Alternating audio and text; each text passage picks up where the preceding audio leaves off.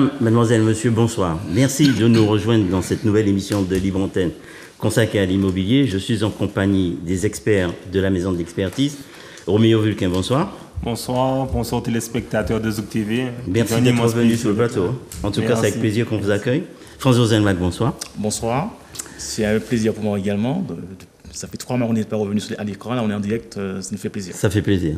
Bonsoir Yannick Zozim. Bonsoir France, bonsoir à tous les téléspectateurs. D'accord. Et puis, mesdames, messieurs, nous sommes également en compagnie de vos étudiants, puisque vous enseignez, je crois, dans la licence gestion immobilière de l'ICH, de l'Institut et des études économiques et juridiques appliquées à l'habitation et à la construction. Très bien. Salomé, bonsoir. Bonsoir. Merci de rejoindre le groupe. Je sais que vous avez fait votre licence gestion immobilière cette année. Donc, on n'a pas encore le résultat, je crois. C'est pas encore définitif. C'est définitif ou c'est pas définitif? C'est définitif déjà. C'est définitif. Oui, et ça y est, c'est dans la poche. Oui, tout à fait. Très bien. Alors, Salomé, c'est quoi votre parcours? Est-ce que vous pouvez nous dire un petit peu quel est votre parcours? Parce que je crois que vous avez un parcours singulier. Vous êtes passé de la fac de droit au conservatoire? Exactement. J'ai un parcours assez atypique, donc un parcours juridique L2 de droit. Oui. Et j'ai décidé de faire l'ICH pour me spécialiser en droit immobilier plus vite que par la voie du master. Que par la voie du master, à l'université. Oui. Très bien. OK. Merci, Rudy. Merci d'être là. Merci à vous de me recevoir. D'accord. Alors, Rudy, tu te présentes rapidement à nos téléspectateurs. Alors, je m'appelle Rudy. Je suis simplement issu d'un parcours juridique. Oui. Et j'ai choisi de faire cette licence cette année pour acquérir des compétences et le savoir-faire auprès des professionnels qui sont ici présents. Oui. Et cette année a été pour moi une concrétisation dans mon projet de reconversion professionnelle, parce que de base j'ai un master 2 en droit des activités maritimes et portuaires. Ouais. Et là j'ai fait cette reconversion en droit immobilier. Droit immobilier. D'accord. Ils n'ont pas été trop durs, les professeurs, cette année? Non, dans l'ensemble ça s'est bien passé. Oh, tu dis ça avec un petit peu de réticence quand même, c'est pas un franc sourire. En tout cas, merci Rudy, merci d'être là, merci d'être avec nous ce soir. Et j'espère que tu vas intervenir pendant l'émission sur le thème que nous aurons choisi. Avec plaisir. Que les experts auront choisi ce soir. Une étudiante particulière, c'est comme ça que je vous présente, Jenny-Flore. Alors Jenny-Flore, tu es haïtienne. D'accord? Et tu es en Martinique, tu fais des études de droit à l'université et ensuite de droit immobilier au conservatoire. Oui. Alors, pourquoi? Alors, l'année dernière, j'ai fait ma licence en 4 ans, la licence de droit en 4 ans, donc l'année dernière, mon programme a été allégé. Oui. Et je voulais travailler à côté. Et après, étant donné que je voulais faire une spécialisation en droit immobilier, je me suis dit, bon, je vais m'inscrire à l'ICH. D'accord. C'était surtout pour avoir plus de chances d'être sélectionné pour mon master en droit immobilier. D'accord, ok. Et l'année s'est bien passée? Oui. Les professeurs ont été... Alors, je n'allais pas dire correct, mais ils ont été performants. Tu en as tiré des choses essentielles. Les professeurs ont été performants. D'accord. On va dire ça pour ne pas dire des choses méchantes à leur égard, n'est-ce pas? Oui. Kevin, bonsoir. Elle a dit oui. Elle a dit oui. Eh bien, voilà, bonsoir. On est satisfait quand même. Kevin, bonsoir. Merci d'être là, Kevin. Kevin, merci à vous pour l'invitation. Tu ne pas d'aujourd'hui. Les experts de la maison d'expertise te connaissent bien, parce que je crois que tu travailles avec eux en Exactement. Freelance. D'accord. Alors, Kevin, c'est quoi ton parcours? Comme vous l'évoquiez juste avant, à la base, je viens du marketing digital. Oui. Et il y a maintenant 2 ans, j'ai décidé de me lancer dans l'immobilier. Donc, dans ce parcours, j'ai eu l'occasion de rencontrer d'abord M. Vulcain, qui m'a introduit à la maison d'expertise. Oui. Et en échangeant avec les experts, je me suis rendu compte que si je voulais rentrer vraiment dans ce secteur pour lequel j'ai eu un coup de cœur, il me fallait des bases solides au niveau juridique. Et l'opportunité de la licence s'est trouvée devant moi et ça m'a permis d'avoir une magnifique expérience, justement, que ce soit tant au niveau professionnel qu'au niveau de l'enseignement. D'accord. Merci Kevin, merci beaucoup. Alors, mesdames, messieurs, les experts ont choisi comme thème ce soir la protection des propriétaires. Des logements contre l'occupation illicite. Oui, pour l'occupation illicite. En somme, on va dire carrément que c'est la loi anti-squat ce soir. Mais avant de discuter avec nos experts, d'échanger sur ce sujet-là, je voulais vous montrer quelque chose. Grégory, s'il te plaît. Bonjour, commissariat du 15e. Bonjour, alors je vous appelle en fait parce que je suis à la recherche d'un logement. D'accord. Voilà, et du coup je voulais voir un petit peu avec vous quelles étaient les options qui s'offraient à moi. Oh bah là, comme ça tout de suite, je dirais vous pétez la première porte que vous croisez puis vous vous installez. Hein. C'est-à-dire, même si le logement ne m'appartient pas. Exactement. C'est dingue, j'ai juste à m'installer et je suis chez moi. C'est ça, vous ouvrez la porte, vous changez la serrure et vous êtes chez vous. C'est quand même pas mal. Mais le propriétaire des lieux, il pourra pas y faire grand-chose. Hein. Vous savez, en France, la loi est tellement bien faite que même quand vous êtes propriétaire, il suffit que quelqu'un d'autre s'installe chez vous pour que vous perdiez toute propriété sur votre bien. Mais ça me paraît complètement insensé. Ça l'est, mais que voulez-vous? C'est la loi. On doit bien être le seul pays au monde à faire ça. Exactement, on est les seuls. Donc j'ai juste à aller chez Casto, je prends une masse et je pète une porte. Voilà, vous faites juste sauter la serrure, hein, ça vous évitera de changer la porte. Et ni vous ni vos collègues ne viendraient me déloger. Ah jamais, c'est interdit par la loi. J'adore ce pays, on peut faire ce qu'on veut. Ah, et petite astuce, si vous vous blessez dans l'appartement de quelque manière que ce soit, vous dites que l'appartement est insalubre et c'est le propriétaire qui vous devra des indemnités en plus. Elle est pas belle la salade? C'est pas vrai. Bonjour, commissariat du 15e. Bonjour, alors je vous appelle en fait parce que je suis à la recherche d'un logement. D'accord. Voilà, et du coup je voulais voir un petit peu avec vous quelles étaient les options qui s'offraient à moi. Oh bah là, comme ça tout de suite, je dirais vous pétez la première porte que vous croisez puis vous vous installez. Hein. C'est-à-dire, même si le logement ne m'appartient pas. Exactement. C'est dingue, j'ai juste à m'installer et je suis chez moi. C'est ça, vous ouvrez la porte, vous changez la serrure et vous êtes chez vous. C'est quand même pas mal. Mais le propriétaire des lieux, il pourra pas y faire grand-chose. Hein. Vous savez, en France, la loi est tellement bien faite que même quand vous êtes propriétaire, il suffit que quelqu'un d'autre s'installe chez vous pour que vous perdiez toute propriété sur votre bien. Mais ça me paraît complètement insensé. Ça l'est, mais que voulez-vous? C'est la loi. On doit bien être le seul pays au monde à faire ça. Exactement, on est les seuls. Donc j'ai juste à aller chez Casto, je prends une masse et je pète une porte. Voilà, vous faites juste sauter la serrure, hein, ça vous évitera de changer la porte. Et ni vous ni vos collègues ne viendraient me déloger. Ah jamais, c'est interdit par la loi. J'adore ce pays, on peut faire ce qu'on veut. Ah, et petite astuce, si vous vous blessez dans l'appartement de quelque manière que ce soit, vous dites que l'appartement est insalubre et c'est le propriétaire qui vous devra des indemnités en plus. Elle est pas belle la salade? C'est pas vrai.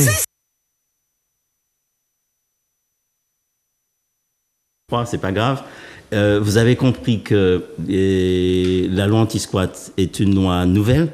Et c'est une loi qui a été votée le 27 juillet, autant que je me souviens, je parle sous le contrôle des experts qui sont sur le plateau. 27 juillet 2023. 27 juillet 2023, c'est une loi qui... Voilà, c'est ça. Vous avez précisé, c'est pas une loi qui a été nouvelle, qui est de 27 juillet, elle a été complétée cette loi-là. C'est ça. 27 juillet. C'est une loi qui existe depuis la loi Dallot, depuis 2018, cette loi-là.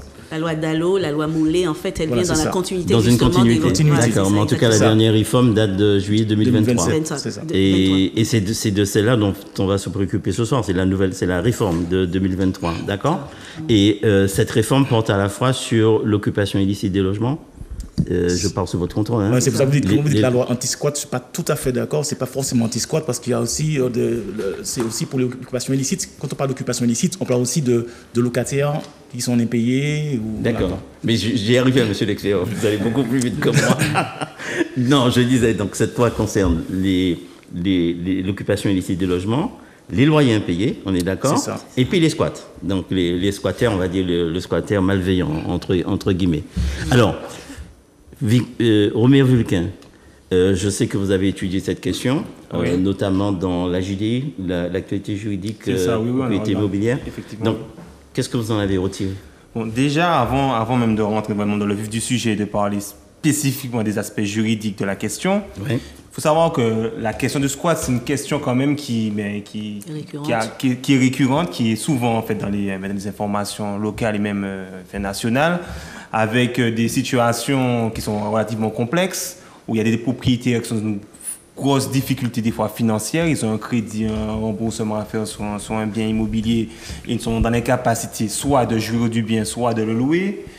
Mais également, on a une autre problématique en France, c'est qu'il y a aussi un nombre assez important de personnes qui ne bénéficient pas de logement. On a une crise du logement en France.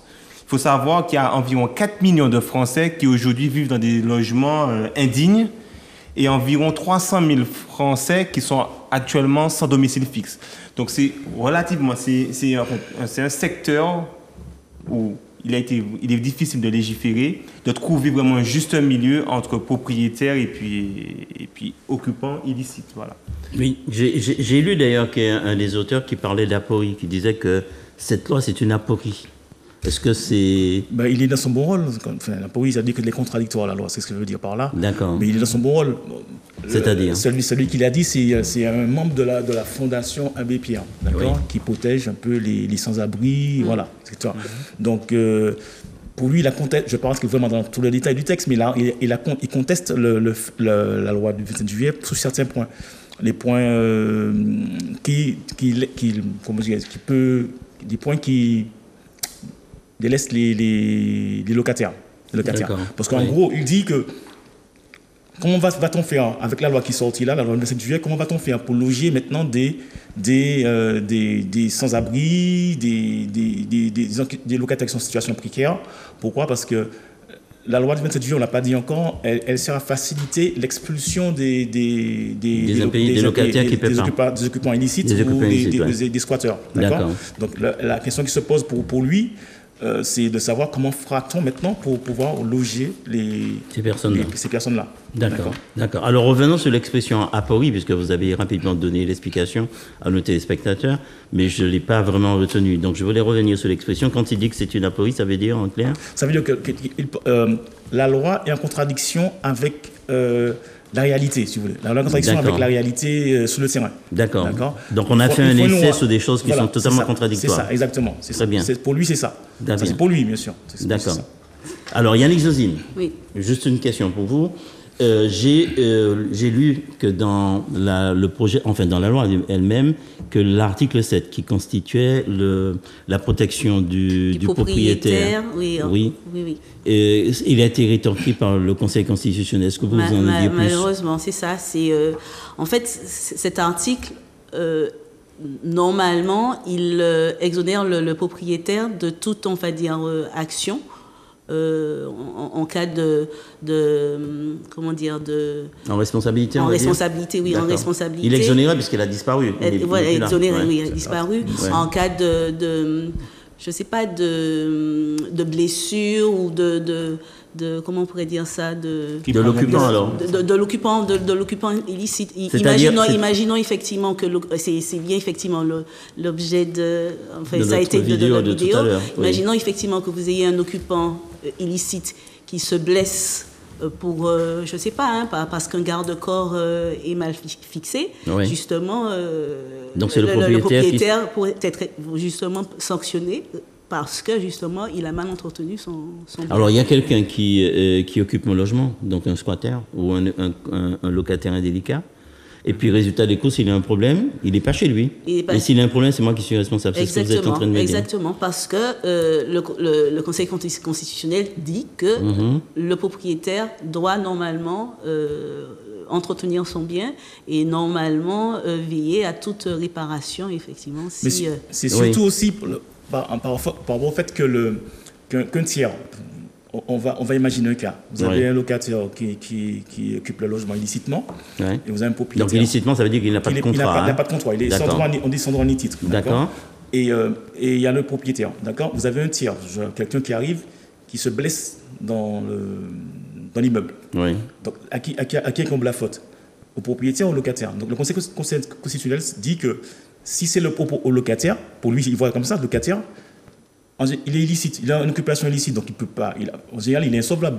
Comment va-t-il faire pour pouvoir réparer la faute par rapport au tiers? Donc il se dit que ce sera le propriétaire qui sera toujours propriétaire du bien, qui sera responsable de cet accident. Donc c'est pour ça qu'on a dit, contrairement à notre vidéo, que le propriétaire, c'est pas contrairement à notre vidéo, c'est exactement ça. Le propriétaire reste responsable des désordres, en fait, des dommages que pourrait subir l'occupant des lieux, même si c'est un squatter. Et c'est un con parce que c'est un squatter, il ne peut pas s'en débarrasser comme ça, donc il ne peut pas avoir accès à son logement pour pouvoir faire les réparations. Il ne peut pas rentrer. On est d'accord. Et donc c'est ça effectivement. Et malgré ça, on n'a pas trouvé de solution. Non, pas du tout. Mais attendez, il n'y aura pas une solution par rapport à ça? Vous imaginez les propriétaires aujourd'hui en disant... Je pense qu'on va finir par trouver une solution. Pourquoi je dis ça? Parce qu'à chaque fois qu'il y a une expérience au niveau sur le terrain, c'est-à-dire on va dire il y aura un squatteur, on va trouver un squatteur dans une maison, des personnes âgées vont aller chez eux, ils vont découvrir un squatteur, on a l'impression que la loi change à ce moment-là. Donc à chaque fois qu'il y a une histoire qui se passe, on essaie de trouver une solution. Donc, la loi parle depuis 2018. Là, on est en 2023. À chaque fois, ces lois-là ont été entre guillemets pondues lorsqu'il y a eu un événement particulier qui s'est passé. Et le dernier événement, c'était quoi? C'est la fameuse résidence secondaire. La résidence secondaire, c'est ça, exactement. C'est le dernier événement. Donc, je pense que c'est par rapport à ça qu'ils ont essayé de trouver une solution. Donc, je pense que par rapport au fait que le propriétaire soit responsable toujours, ils vont finir par trouver un juste milieu, pas forcément le contraire, mais trouver un juste milieu pour qu'on arrive à une solution. Après, il faut dire que le législateur avait vraiment la volonté. ce qu'on vient de dire, en fait, que normalement, effectivement, le logement est occupé par une personne, par un squatteur, par quelqu'un qui occupe le logement de façon illicite, tout le monde serait d'accord de dire que c'est anormal, effectivement, que le propriétaire soit responsable des dommages subis à cause d'un défaut d'entretien. Puisqu'aujourd'hui, le logement n'avait pas vocation à être loué ou à être occupé. Mais en fait, en réalité, même si le législateur avait cette volonté-là, en fait, de protéger le propriétaire vis-à-vis de cette situation particulière, il faut savoir que ça touche, le Conseil constitutionnel est venu censurer parce que ça touche, en fait, tous des principes du droit en matière de responsabilité. Et cet article-là aurait pu être utilisé dans des situations autres que celles pour laquelle elle avait été établi lors de cette loi-là. D'accord. Donc, je pense que c'est toute une problématique de rédaction et une refonte totale, en fait, de la responsabilité du fait de bâtiment, des choses comme ça qu'il faudrait revoir pour pouvoir, en fait, intégrer cette notion-là d'exonération. D'accord. Parce que le principe, c'est ça, c'est qu'on crée un dommage le principe de droit est assez simple en matière de responsabilité, on crée un dommage à autrui, on est redevable d'une réparation. Le cas d'espèce, alors, admettons que le bien soit alloué, enfin, pas soit occupé illicitement, une tierce personne passe à côté, le bâtiment s'effondre, enfin, une pièce du bâtiment, on va dire, le balcon tombe sur quelqu'un, qui sera responsable? Puisqu'à ce moment-là, on aurait exonéré le propriétaire le propriétaire de sa responsabilité du fait de l'occupation illicite par le locataire, mais en même temps, le locataire n'est pas responsable du bâtiment, donc ça crée une situation juridiquement. En tout cas, il n'est pas solvable, il n'est pas assuré. Au-delà de le caractère solvable, caractère de responsabilité. Qui sera responsable? Il faut trouver un responsable. Or là, la situation, comme c'était rédigé dans le texte de loi, c'était incomplet, on va dire. Donc, j'espère qu'on va trouver une solution. Mais si. Non, quitte à ce que la responsabilité soit partagée, enfin voilà. Quelque chose comme ça, d'accord. Parce que vous rentrez chez moi et puis vous avez un problème, c'est moi qui paye. C'est ça, oui. D'accord. Alors que vous êtes là sans mon autorisation. Le propriétaire prouve effectivement qu'il n'a rien responsable du défaut d'entretien ou de dommages qui seraient causés, qui peut être aussi causé par le locataire illicite. Illicite, d'accord. Alors, quand on a un squatteur chez soi, comment on fait pour s'en débarrasser? Alors, quand on a un squatteur chez soi, alors il existe différents types de procédures. Il y a une procédure qu'on appelle une procédure accélérée. On est d'accord que la définition même de squatteur, aucun texte de loi prévoit le mot squatteur. Il n'y a pas de définition. On parle d'occupants illicites, de fait par exemple, suite à par exemple à une introduction forcée ou par des manœuvres, ou par des menaces, choses comme ça en fait. Voilà. Bon. Ce que nous on appelle communément squatter, c'est généralement ça, c'est quelqu'un qui s'est introduit. Mais la loi a quand même défini le mot squat. La loi elle a quand même donné une définition claire. La loi de juillet 2023. Oui. Et elle dit quoi? Elle dit qu'un squat, c'est effectivement un occupant malveillant, quelqu'un qui s'introduit chez quelqu'un et qui... par des menaces, exactement. Là, on parle du squatter malveillant. C'est un squatter malveillant. Donc, il définit quoi, c'est malveillant, mais c'est pas... La définition du squat n'existe pas, vraiment. D'accord. Juridiquement, elle n'existe pas. Juridiquement, elle n'existe pas. Aujourd'hui, ce qu'on appelle communément squatter, c'est ce que la loi prévoit, les dispositions de la loi prévoient en fait les dispositions qui sont prévues lorsque justement l'occupant illicite occupe les lieux suite à des manœuvres, suite à des menaces ou des voies de fait. En fait, en réalité, c'est ça qui fait qu'aujourd'hui on parle de squatter. Mais en matière de squatter, pour pouvoir s'en débarrasser, entre guillemets, parce que c'est quand même des familles. En fait, la proposition de loi, non pas la loi, en fait, elle visait à clarifier la définition juridique du squat et sanctionne mieux cette infraction. En fait, c'est devenu une infraction. Voilà, oui, non, mais ça, c'est ça. C'est ça. On est sous l'aspect pénal, mais il n'y a pas de définition juridique du mot squat. Elle est quand même mieux définie. Mais la notion de squat est mieux définie. Voilà. Très bien. Donc, en réalité, on reste sur la terminologie squatter. Donc, vous avez effectivement un squatter qui vient chez vous. Il y a deux types. Qui est chez vous? Qui est chez vous, mais pas qui vient, non. Vous l'avez invité. Effectivement, non. Qui est chez vous, qui rentre de façon illicite chez vous, voilà. Vous avez deux possibilités qui s'offrent à vous, on va dire...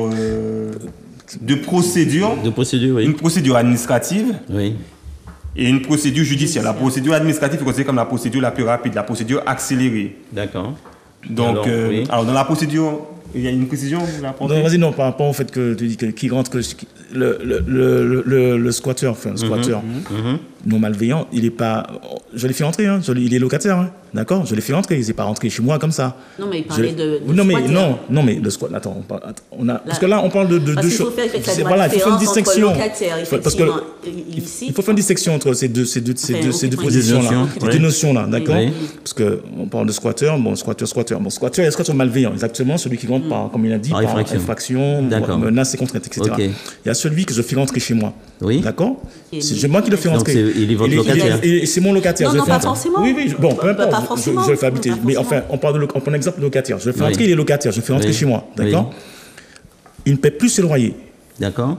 Là, il est occupant sans droit ni titre. Ok. Là, il n'a pas le droit d'être chez moi à ce moment-là. D'accord. Il est assimilé à un squatter. Il est assimilé à un squatter, voilà, à ce moment-là. D'accord. Mais c'est pas contradictoire avec ce qu'il disait. Oui, parce qu'il a dit qu'il n'entre pas chez moi. Donc je peux le faire rentrer. Je peux le faire rentrer. Mais on est d'accord, mais il parle du squatter malveillant, celui qui s'introduit par la force. C'est de ça qu'il parlait. Non, il ne faut pas qu'on mette la confusion. C'est ça, je dis, il ne faut pas mettre la confusion. Parce que quand tu parles de procédure administrative et procédure judiciaire, on parle de pas forcément des squatteurs malveillants, attention. D'accord, alors si j'ai un squatter malveillant, en fait, celui qui est entré par la force, la procédure administrative accélérée ne s'applique pas pour lorsque c'est un ancien locataire. Hein. C'est vraiment lorsque c'est dans la configuration du squatter, en fait. Du malveillant. Malveillant. En fait, la notion de malveillant, oui, en réalité. Oui, je sais bien, mais il faut qu'on soit plus clair pour que les gens comprennent. C'est ça. C'est-à-dire que celui qui le laisse en place, qui n'a plus de contrat et qui reste malgré tout chez lui. En fait, déjà, la notion de malveillant, c'est une notion aussi qu'on. En fait, c'est une traduction du texte en réalité, mais. Un squatter, c'est quoi? C'est une personne qui est dans un lieu, qui n'avait pas de titre, soit par exemple, effectivement, que vous avez peut-être invité chez vous, que vous avez peut-être, je sais pas moi, des déplacements, vous l'avez invité à rester chez vous, finalement, cette personne décide de rester chez vous, voilà. Il sera considéré comme un squatter. Oui, d'accord. Mais voilà, mais ce squatter-là, il existe deux types de possibilités. Oui. Il y a la procédure administrative qui est la procédure accélérée. Et il y a la procédure judiciaire. D'accord. Alors, comment on fait la distinction entre les deux? Alors, la procédure administrative. Parce que ce que j'ai besoin de savoir. Oui. Si j'ai un squatter chez moi, qu'est-ce que je fais? Voilà, c'est ça. Oui. Donc, bon, la procédure accélérée, c'est la procédure administrative.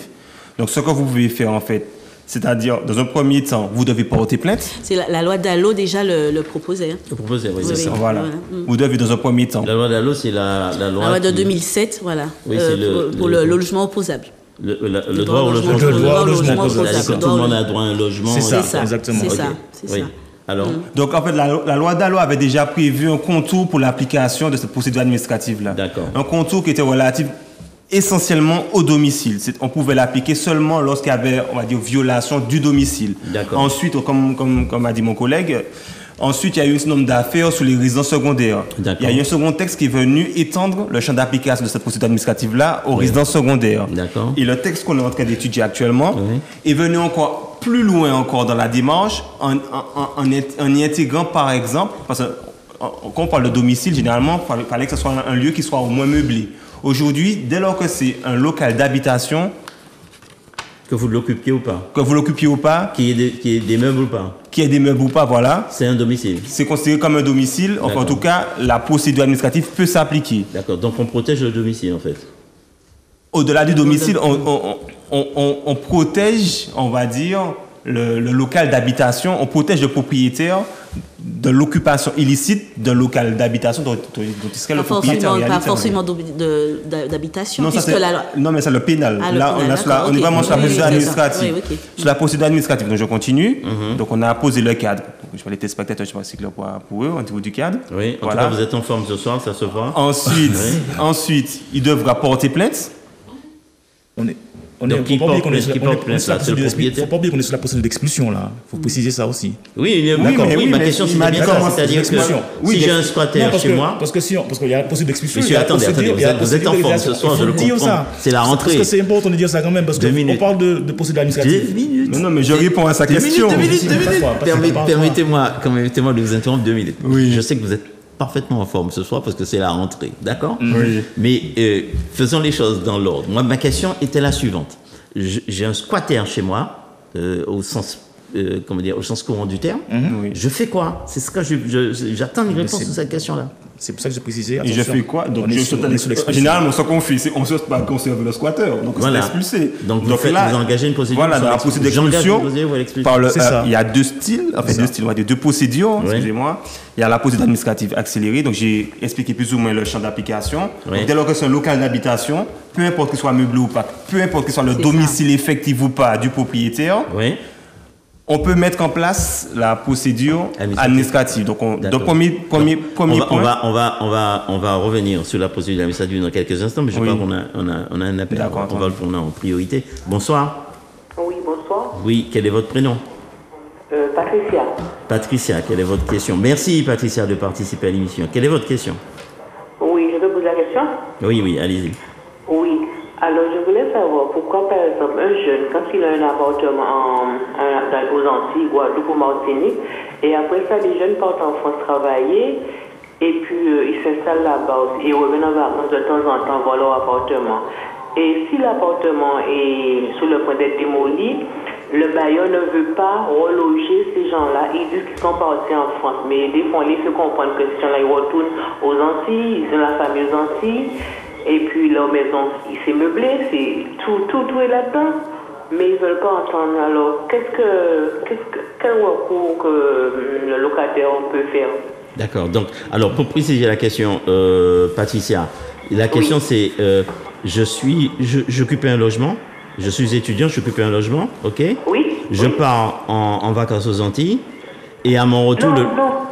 Je pars en France, j'ai réussi un concours, je pars en France travailler, mais je conserve mon logement en Guadeloupe, je paye mon logement tous les mois en Guadeloupe, et le bâtiment va être démoli. Vu que je ne travaille pas aux Antilles, on m'a dit que je ne paye pas mes impôts aux Antilles, alors ils ne veulent pas me reloger.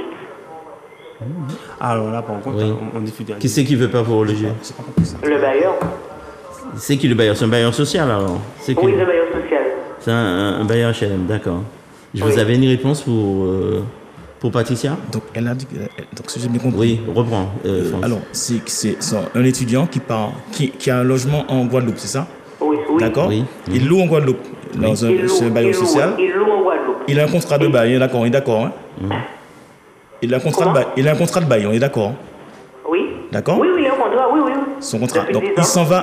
D'accord. Il s'en va. Il va en France, faire des études, je sais pas. Enfin, voilà. Oui, il va en France, il est sur concours, il travaille. Ok. Mais il revient en Guadeloupe? Oui, il revient de temps en temps, oui. Il revient de temps en temps ou bien il revient définitivement en Guadeloupe? C'est ce que je veux savoir. Il revient de temps en temps, il revient définitivement, il revient de temps en temps en Guadeloupe, c'est ça? Non, il revient de temps en temps, il fait le va-et-vient entre travail, métropole et puis la Guadeloupe, les Antilles. Donc quand il revient, il retourne dans l'appartement, c'est ça? Oui. Donc il est dans l'appartement? Oui, il retourne dans l'appartement et après il repart. Donc c'est quoi le problème exactement? Je veux savoir. S'il est dans l'appartement. Le bâtiment va être démoli, mais on dit que lui, vu qu'il est parti travailler en France, alors il n'a plus droit au relogement. Ah, d'accord.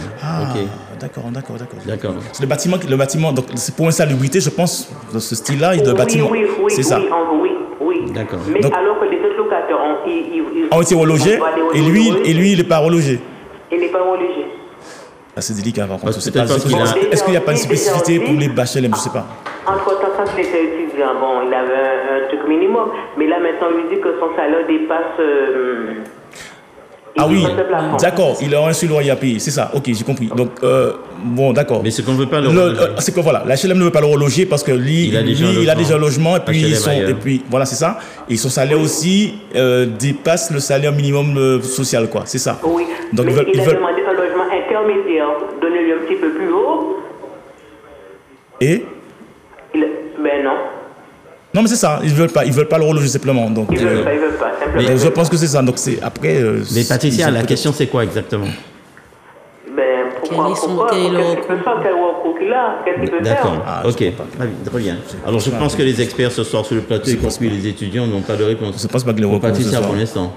Bon, on n'a pas de réponse, on n'a pas de réponse. Vous nous dites qu'on n'a pas de réponse. Et alors, Patricia, ce qu'on va faire, on va prendre vos coordonnées. Et puis, les experts qui sont sur le plateau vont se débrouiller pour trouver une solution pour vous donner une réponse. Alors, Patricia, vous allez donner... Alors, on ne va pas donner à l'antenne. En antenne. En antenne, d'accord. Alors, Patricia, je vous donne un numéro. Vous allez appeler M. Rosel. Il donne son numéro à Grégory. À Grégory. Oui, c'est bon. Bon, vous donnez votre numéro au standard, à Grégory. D'accord. D'accord. Et ils vont me rappeler? C'est ça. Oui, l'un des experts va vous appeler. Tu veux pas que je vais le rappeler. Ah ben, tu peux donner. Ah ben voilà, je vous donne un numéro, Patricia. Ce sera beaucoup plus simple, ça ira plus vite. Alors, monsieur Roselmack, comme Harry, là, vous savez, le journaliste de TF1. Mais c'est le monsieur qui est en face de moi avec le crâne rasé, là. C'est un cousin. Oui. Alors, 84 Alors, 06 90, c'est pas 96. Ah, on est en Martinique, on n'est pas en Guadeloupe. Là. Oui. 06. Attendez, j'en ai fait une bêtise. 06 96 et après 84 44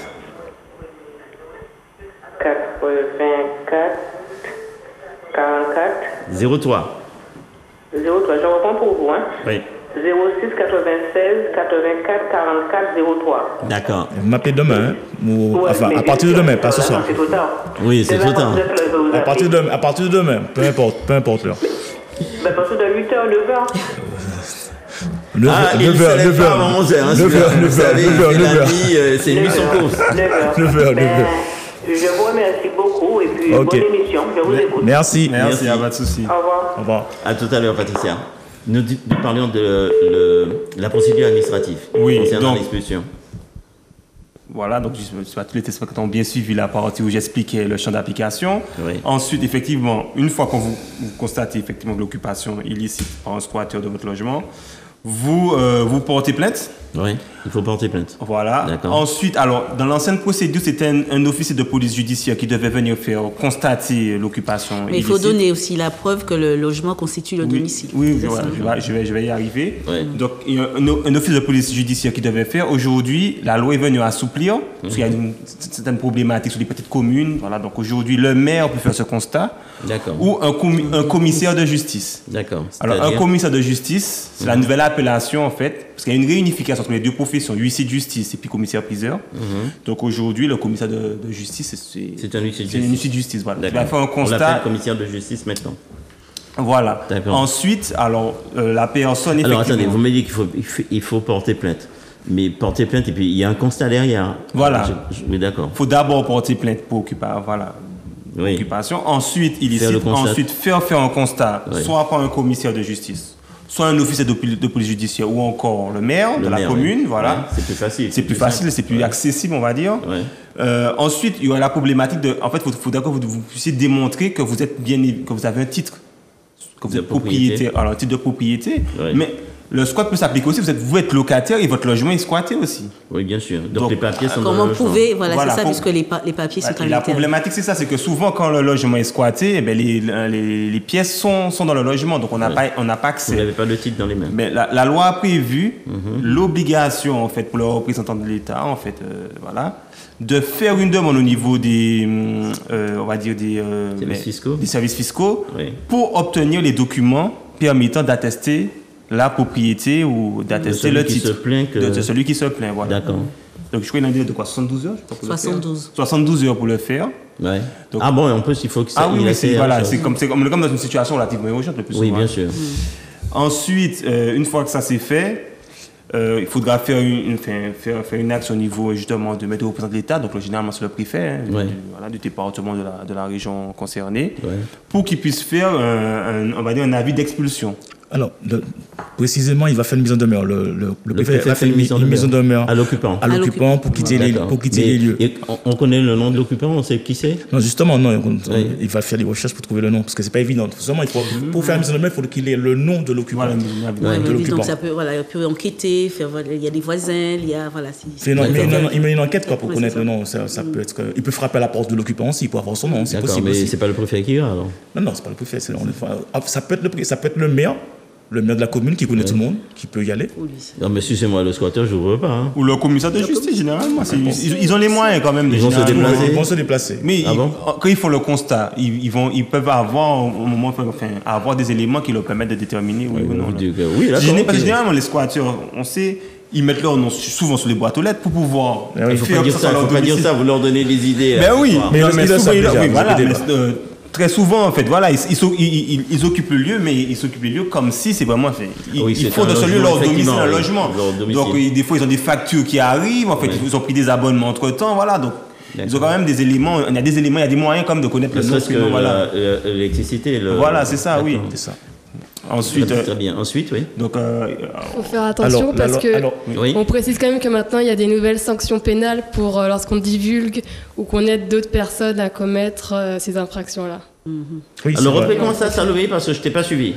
Reprends-moi ça, s'il te plaît. C'est-à-dire que maintenant il y a des nouvelles sanctions pénales qui visent à punir ceux d'une amende lorsqu'ils aident, ils divulguent par exemple sur Internet des astuces de comment réussir à rentrer par effraction sans être mis à la porte par la suite. D'accord, ok. Voilà. D'accord. Et l'amende, c'est combien ? 3 750 €. 3 750 €, d'accord. Bon, enfin, à tout entendu, on salue, à bon auteur. On va faire attention. Ça, je ne savais pas, merci. C'est vrai qu'il y a une période, il y a très récemment, assez récemment, on voyait des guides de comment squatter, en fait. D'accord. Fait par des associations, justement, qui viennent en aide aux personnes en difficulté. Donc, leur donner vraiment un guide, une marche à suivre pour pénétrer de manière ici chez quelqu'un. Voilà. Donc, le monde a bien changé. Effectivement. Oui. Donc, au niveau de la procédure administrative, donc voilà. Alors, on a vu les conditions. Les conditions, il y a les modalités. La mise en œuvre du préfet. Ouais. Il y a aussi le fait que la loi de 2023 rajoute un petit paragraphe disant que je trouve ça un peu aberrant aussi. Aberrant pour le propriétaire, parce que le préfet devra regarder la situation personnelle de l'occupant illicite. C'est-à-dire vérifier s'il a des enfants, vérifier s'il est vraiment dans une situation précaire. Voilà. Donc, voilà, c'est un peu ça. Il est installé. Voilà, il faudra vérifier la situation familiale de l'occupant. Oui. Donc, la loi du 27 juillet rajoute ça aussi. Donc, ça veut dire que si l'occupant est dans une situation précaire ou peu importe la situation, il ne sera pas forcément expulsé. Il aura un délai, on va trouver une solution, mais il ne sera pas forcément expulsé. Donc, c'est là que je trouve la loi un peu aberrant par rapport aux propriétaires. Si on fait une loi pour accélérer l'expulsion, et là j'entends dire que maintenant il faut que le préfet vérifie la situation. Mais c'est un peu normal. Mais bon, si on est du côté du locataire, on peut comprendre, c'est normal. Parce que s'il a 6 enfants.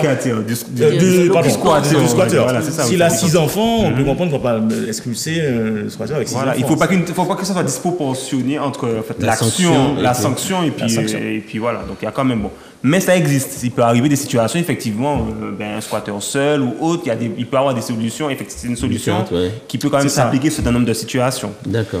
Ensuite, il faut savoir que, comment dirais-je, c'est pas un commandement, mais le terme m'échappe. La suspension, c'est ça? Non, l'avis d'expulsion, on va dire, voilà.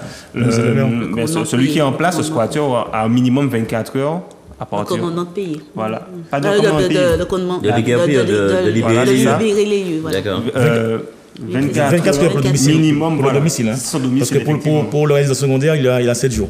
Il y a 7 jours. D'accord. Pour le domicile du propriétaire, c'est 24 heures. Mais pourquoi on lui donne 24 heures? Pourquoi on n'aura pas la force publique et puis on déloge tout le monde? Non, mais parce que c'est toujours la même chose. Il faut pouvoir respecter la vie privée des gens. Il faut pouvoir respecter. Mais ils ne respectent pas mon logement privé.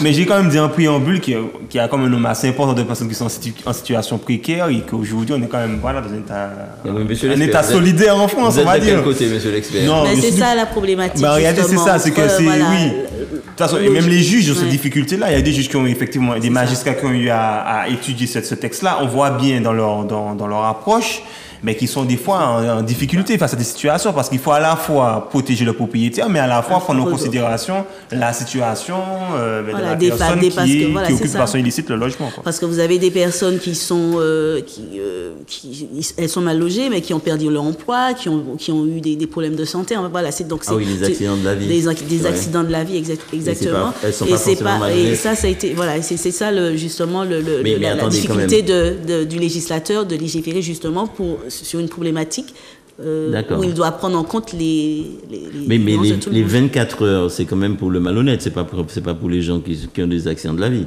Oui, ça me fait non, c'est 24 heures minimum. Mais pour les malhonnêtes, voilà, pour les accidentés de la vie. Oui, voilà, pour les accidentés de la vie, c'est beaucoup plus long, c'est 2 mois, je crois, autant que je me souvienne, d'après ce que j'ai lu.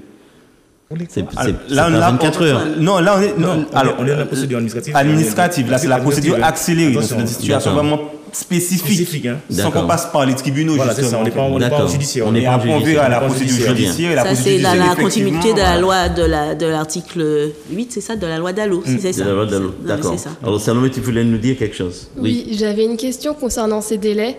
Quelle était la place dans tout ça du fait de pouvoir saisir le juge de l'exécution pour demander un délai supplémentaire? Ouais. Voilà. Est-ce que cette voie-là est toujours envisageable?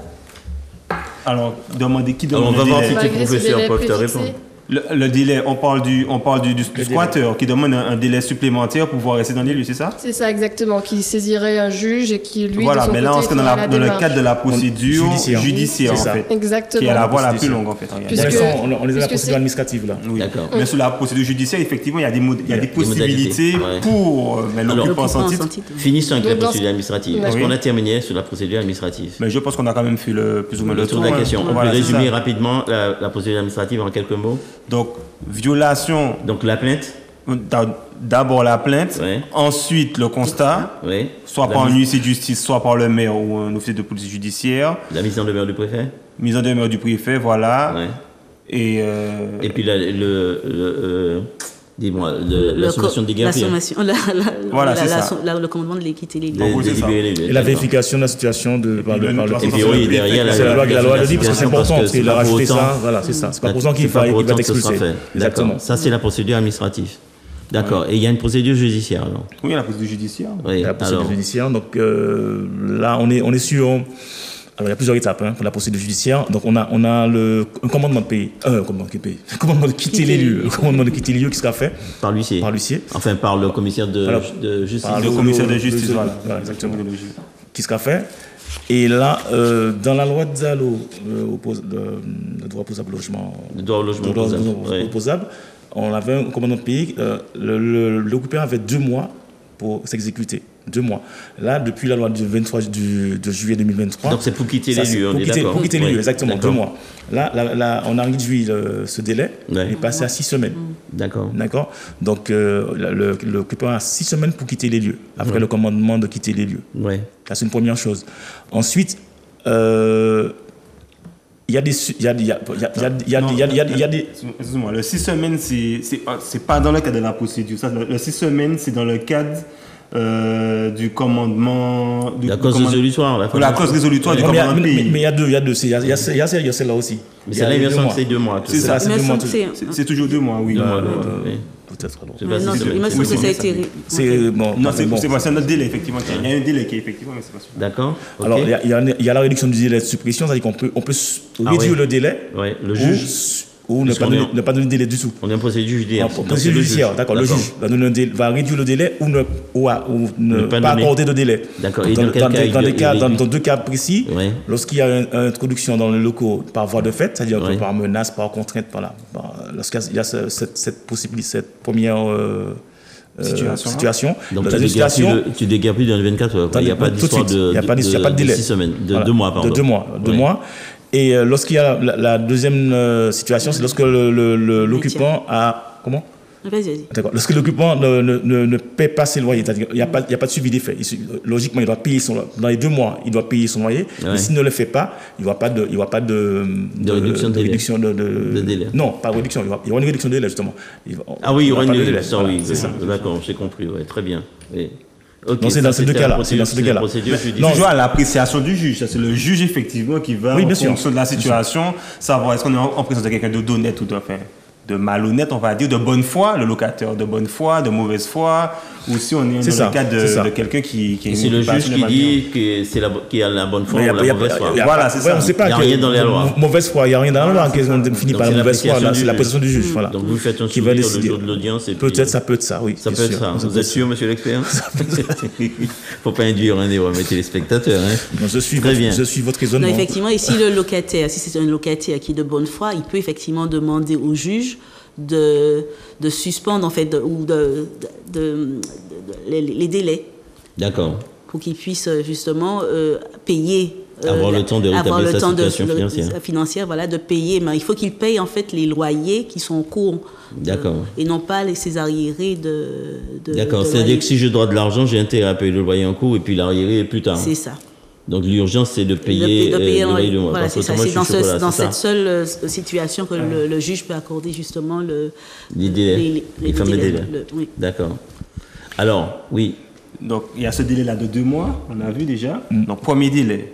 Donc, on voit déjà que la procédure commence à plus ou moins à s'étendre dans le temps. Et puis un autre délai qui existe dans le droit, c'est le délai de relogement. C'est-à-dire que celui... décidément, l'occupant, on parle de l'occupant illicite de façon générale. L'occupant illicite a le droit de demander un délai tant que les conditions d'un relogement normal ne lui a pas offert. Voilà, en gros, c'est ça. Mais c'est scandaleux. Alors avant, ce délai pour le relogement était entre 3 mois et 3 ans. Oui. Et la loi qu'on étudie actuellement a réduit ce délai qui est entre 1 mois et 1 an. Mais ça, c'est vraiment dans le cas d'une occupation illicite qui ne rentre pas dans les cas spécifiés par France, qui sont, par exemple, le cas de celui qui est rentré par manœuvre. Le squatteur lui-même ne bénéficie pas de ce délai-là. Donc, il faut bien que les téléspectateurs comprennent qu'aujourd'hui, on parle d'occupation illicite. L'occupation illicite peut avoir plusieurs origines. Elle peut être, par exemple, un locataire dont le bail s'est arrêté et qui reste dans le logement. Il n'a plus de droit normalement dans le logement. C'est un occupant illicite, mais le législateur a quand même fait la distinction entre cet occupant illicite-là et l'occupant illicite de type celui qui rentre par voie de fait ou qui vient... le squatteur, on va dire. En gros, c'est ça. D'accord. Donc le squatteur ne bénéficie pas de ce dispositif-là de délai de relogement. D'accord. Mais est-ce qu'on peut dire que c'est une loi qui améliore les choses ou pas? J'ai l'impression que c'est compliqué, ça reste compliqué. Moi, c'est une loi qui semble améliorer les choses, mais je trouve qu'on n'avance pas, on n'avance toujours pas dans cette problématique de squatter. Et c'est bien pour ça qu'il y a plusieurs... situations différentes? Non, je parle de la doctrine. Je parle de la doctrine qui ont des avis différents. Parce que chacun pense que la loi, cette loi-là du 23 juillet n'apporte pas vraiment ce qu'on attendait vraiment de cette loi-là. C'est-à-dire que la situation n'est pas définitive. On n'a pas encore réglé la situation définitivement. Donc je pense que après celle-là, je pense qu'il y aura une autre loi qui va encore... Et quand vous dites doctrine, ça veut dire quoi ça? Parce que vous avez ce sont les opinions des différents auteurs. Des différents auteurs, c'est un peu ça. Les gens qui écrivent des articles, c'est ça. Exactement, c'est ça. Très bien, ok.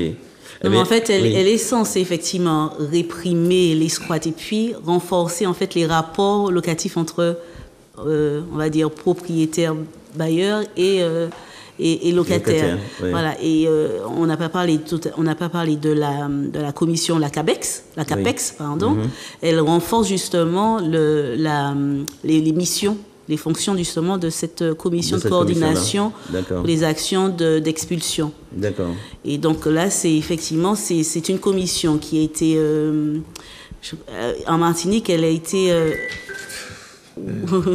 en Martinique, elle a été, je crois qu'elle a été mise en place à l'époque, en 2009, par le préfet Mancini, qui a été signé. Et donc, je ne sais pas si ça fonctionne ici, mais elle permet en fait aux locataires qui sont en difficulté de les accompagner. D'accord, mais ça ne vaut pas pour les squatteurs, ça vaut pour les squatteurs aussi? Non, pas du tout. D'accord. Donc, Donc, effectivement, le texte de loi, on l'a dit, on est porté tout de suite sous la problématique des squatteurs. Parce que je pense que c'est la problématique qui parle le plus aux téléspectateurs en matière de... D'accord.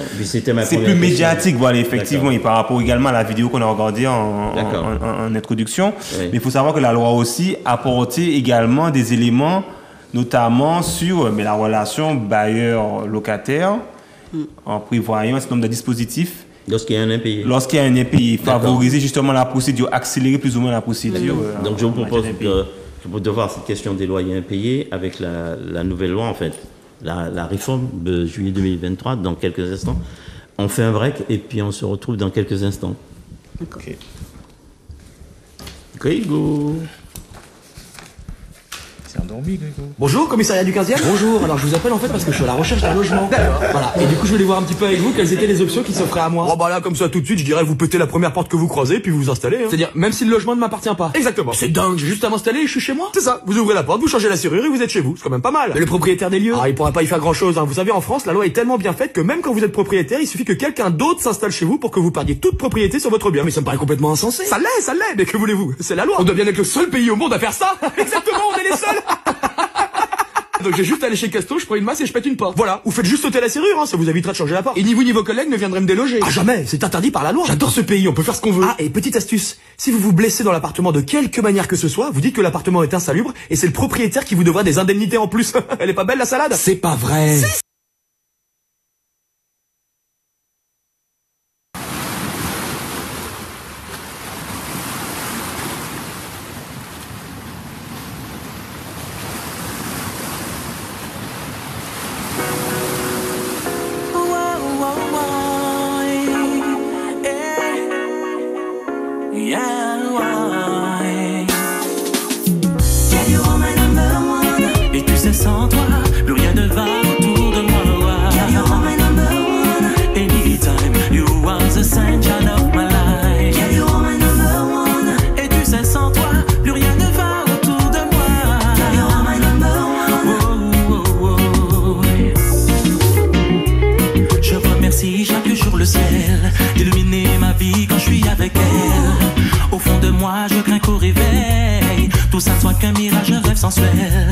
Comprenez-moi, ça tient l'irréel. Quel homme ne rêverait pas de tomber sur celle? Une égérie, un mannequin magazine, elle, tellement belle, un soleil, de faire entrer leurs ailes. Et tu sais, sans toi, plus rien ne va autour de moi. Anytime, you are the sunshine of my life. Et tu sais, sans toi, plus rien ne va autour de moi. Yeah, yeah, yeah. Et quand vient la nuit, je suis au paradis. Cette ladies, avec elle jamais je ne m'ennuie. Oh, oh, oh. Une belle mélodie, un reggae sweet, sweet, pour nous mettre à yeah. I feel so right when you're with me. Et tu sais, sans toi, plus rien ne va autour de moi. Anytime, you are the sunshine of my life. Et tu sais, sans toi, plus rien ne va autour de moi. Yeah, yeah. Elle est un remède pour mes mots, elle guérit tous mes propos. Ses yeux me font toutes ces choses. Le mal j'oublie, le bien s'installe. Elle me met sous un piédestal, que demander de plus c'est royal. Au fond je sais qu'elle est ma chance. Son amour me fait prendre conscience que cette vie tiendra à la distance tant qu'il y aura de la confiance. Et tu sais, sans toi, plus rien ne va autour de moi. Anytime, you are the sunshine of my life. Et tu sais, sans toi, plus rien ne va autour de moi. Et quand vient la nuit, je suis au paradis. Cette ladies, avec elle jamais je ne m'ennuie. Oh, oh, une belle mélodie, un reggae sweet, sweet, pour nous mettre à lui. I feel so right when you with me, yeah. Can you hold my number one? Can you hold my number one? Can you hold my number one? My number one, my number one. Can you hold my number one? Yeah, yeah.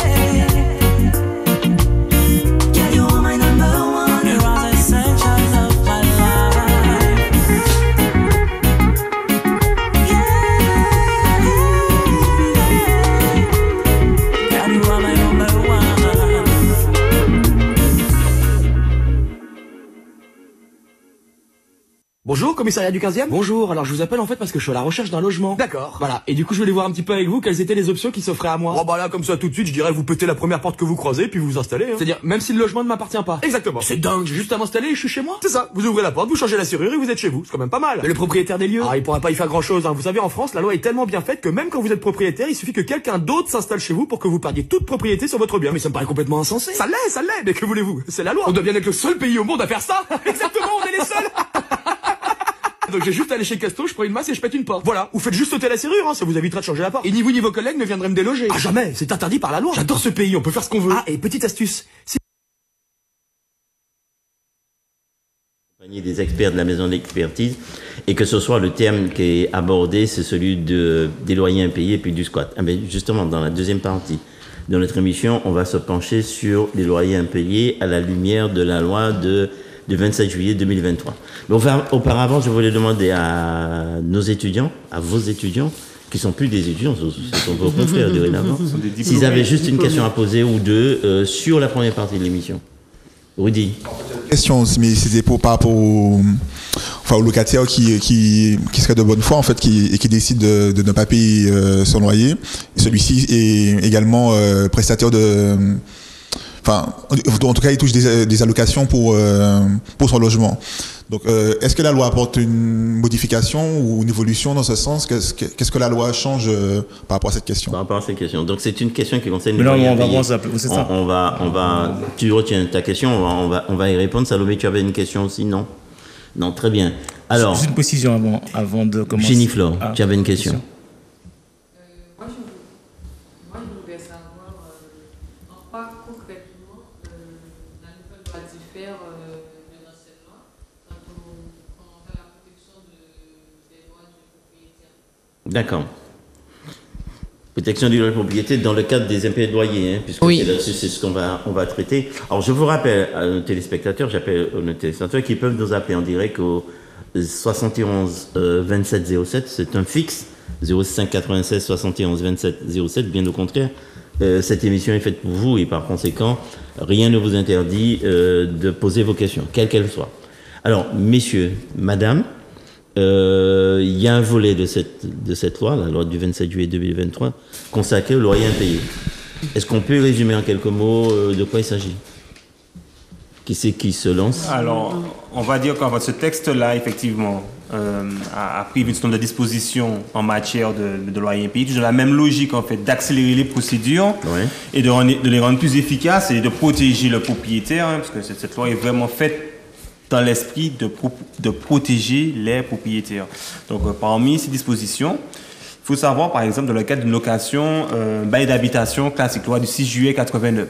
Oui. Location nue, voilà. Habitation principale. D'habitation principale.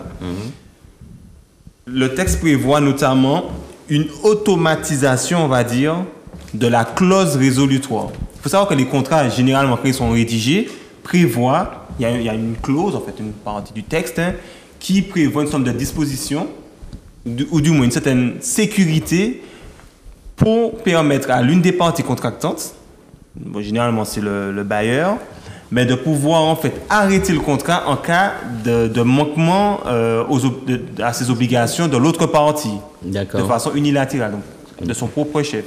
D'accord. Donc aujourd'hui, souvent dans les contrats, il y a ce type de clause, on appelle clause résolutoire, qui prévoit par exemple qu'en cas d'impayé ou en cas de commandement de payer au-delà de 2 mois, le présent contrat sera résilié de plein droit. En général, il y a trois bouts, c'est l'impayé, comme il dit, voilà, c'est ça. L'assurance, le défaut d'assurance et le trouble de voisinage.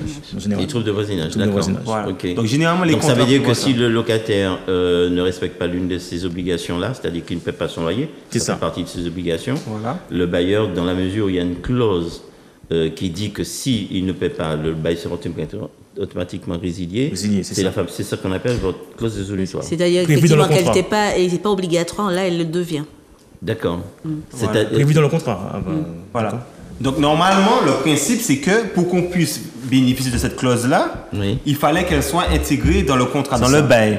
Mais aujourd'hui, la nouvelle loi prévoit en fait une automatisation de cette clause-là. Ça veut dire que même lorsque le contrat ne prévoit pas cette clause-là, le propriétaire va bénéficier en fait du privilège, on va dire, ou des dispositions de ce type de clause-là. D'accord.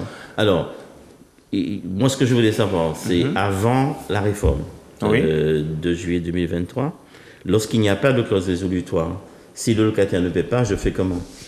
Alors, on va vers une résiliation judiciaire. D'accord, c'est-à-dire en clair. C'est-à-dire, je vais saisir le juge pour pouvoir faire résilier mon contrat. D'accord. Le contrat du bail. D'accord. Il va le résilier ou bien il peut dire non, je ne résilie pas? Voilà. Mais le juge, en fait, à ce moment-là, s'il n'y a pas de clause résolutoire, le juge a un pouvoir d'appréciation. Donc, il va regarder, par exemple, effectivement, est-ce que ça fait depuis longtemps que le locataire ne paie pas son loyer, le montant de la dette, les relations contractuelles, est-ce que, par exemple, en tant que propriétaire, en tant que bailleur, j'ai respecté également toutes mes obligations. En fait, ça donne une plus grande liberté d'appréciation au juge. Or, lorsqu'il y a une clause résolutoire, c'est ça, en fait, l'intérêt de ce type de clause-là, c'est qu'en réalité, le juge perd cette capacité-là, ce pouvoir-là, le pouvoir d'appréciation. Il n'a qu'à, en fait, constater que les conditions de la clause sont réunies. C'est-à-dire que le loyer n'est pas payé, ou bien que les charges ne sont pas payées. Et que j'ai fait un commandement. Que j'ai fait un commandement, et normalement, voilà, bon, dans son ancien régime, 2 mois après, il n'y a pas eu effectivement... Toujours pas de paiement. Il n'y a toujours pas de paiement. À ce moment-là, le juge constate et prononce la résiliation du contrat. Par conséquent, le contrat, voilà, l'occupant, à ce moment-là, devient un occupant sans droit ni titre. D'accord, le locataire en question. Le locataire, voilà, il devient plus locataire, il devient occupant sans droit ni titre. D'accord. Donc la réforme prévoit que même lorsqu'il n'y a pas de ce type de clause-là, il y a la possibilité pour le propriétaire, pour le bailleur, d'évoquer cette clause-là, en fait, de saisir le juge du référé et de faire constater le fait que le locataire, qu'on a fait un commandement de payer, que le locataire n'a pas assaini sa situation, que par conséquent, il faut qu'il prononce la résiliation du contrat. Du bail, d'accord, très bien. Petite précision, il faut savoir que cette clause-là résolutoire, la nouvelle réforme, la réforme ne vise que les défauts de paiement. Attention, il ne vise pas les troubles de voisinage, ni l'assurance, ni les défauts de garantie non plus, ça rentre pas en ligne de compte. Donc si j'ai pas mis la clause, tant pis pour moi. Tant pis pour vous. Le bail ne sera pas résolu. Exactement, c'est ça. Il faut bien préciser ça. Donc, si j'ai pas mis la, voilà, je répète quand même, si j'ai pas mis la clause, alors les seules conditions qui vont me permettre d'obtenir la résiliation du bail, c'est le défaut de paiement. Le défaut de paiement du loyer. Par contre, si dans mon contrat, il y a une clause résolutoire qui prévoit généralement le défaut de paiement, mais également le fait que le locataire n'ait pas souscrit une assurance, une assurance, ou alors des fois également, on le prévoit pour le dépôt de garantie. D'accord. S'il y a la clause, on applique la clause. D'accord, les dépôts de garantie que les gens appellent de manière systématique la caution. La caution, voilà, c'est ça. Pas une caution, en fait. Il faut caution, c'est une personne. C'est ça. La réduction aussi du commandement de paye. On est plus là, on est plus de 2 mois, on est sur 6 semaines là, à ce moment-là. D'accord, en mettant c'est 6 semaines. Si au bout de 6 semaines, il n'a rien fait, je peux demander au juge de résilier le bail, même s'il n'y a pas de clause dans le contrat de location. C'est ça. Ça, c'est intéressant quand même. Oui, sur le principe, voilà, sur le bailleur, sur le principe, c'est quand même une clause redoutable, on va dire. Oui. Mais le législateur, sachant cela, et qu'on touche quand même, encore une fois, au domicile, au logement, il est venu quand même mettre des garde-fous, en fait, empêcher que cette clause, enfin, non pas qu'elle soit inapplicable, mais que cette clause-là, quand même, il y a un système de protection, quand même, pour le locataire, quoi. Il y a un système de disposition pour protéger le locataire, et notamment la possibilité pour le locataire de faire la demande d'un délai de grâce. D'accord. Alors, avant d'arriver au délai de grâce, justement, c'est ce que j'allais dire avec vous, monsieur l'expert. Avant d'arriver au délai de grâce, on est bien d'accord, puisqu'on parlait de la clause résolutoire. C'était quoi l'idée? Parce que j'ai senti que l'idée arrivait vers moi. Mais, non, vous allez dire, ce que vous allez dire, c'est que bon. Tout ce qu'a dit Roméo, ça me rappelle, ça vous rappelle rien ça? Quand on parle de clause résolutoire automatique, on parle de résiliation judiciaire. Je trouve qu'on parle de résiliation judiciaire. Parce que la résiliation judiciaire, c'est exactement la même chose.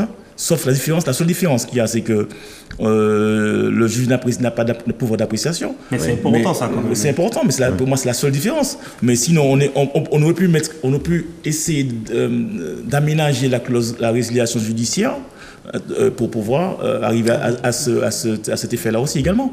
Au lieu de créer une clause résolutoire automatique, parce que quid des contrats qui n'ont là maintenant en cours, qui n'ont pas de clause résolutoire, est-ce qu'ils sont pris en compte ou pas? Oui, puisque la loi est d'application immédiate.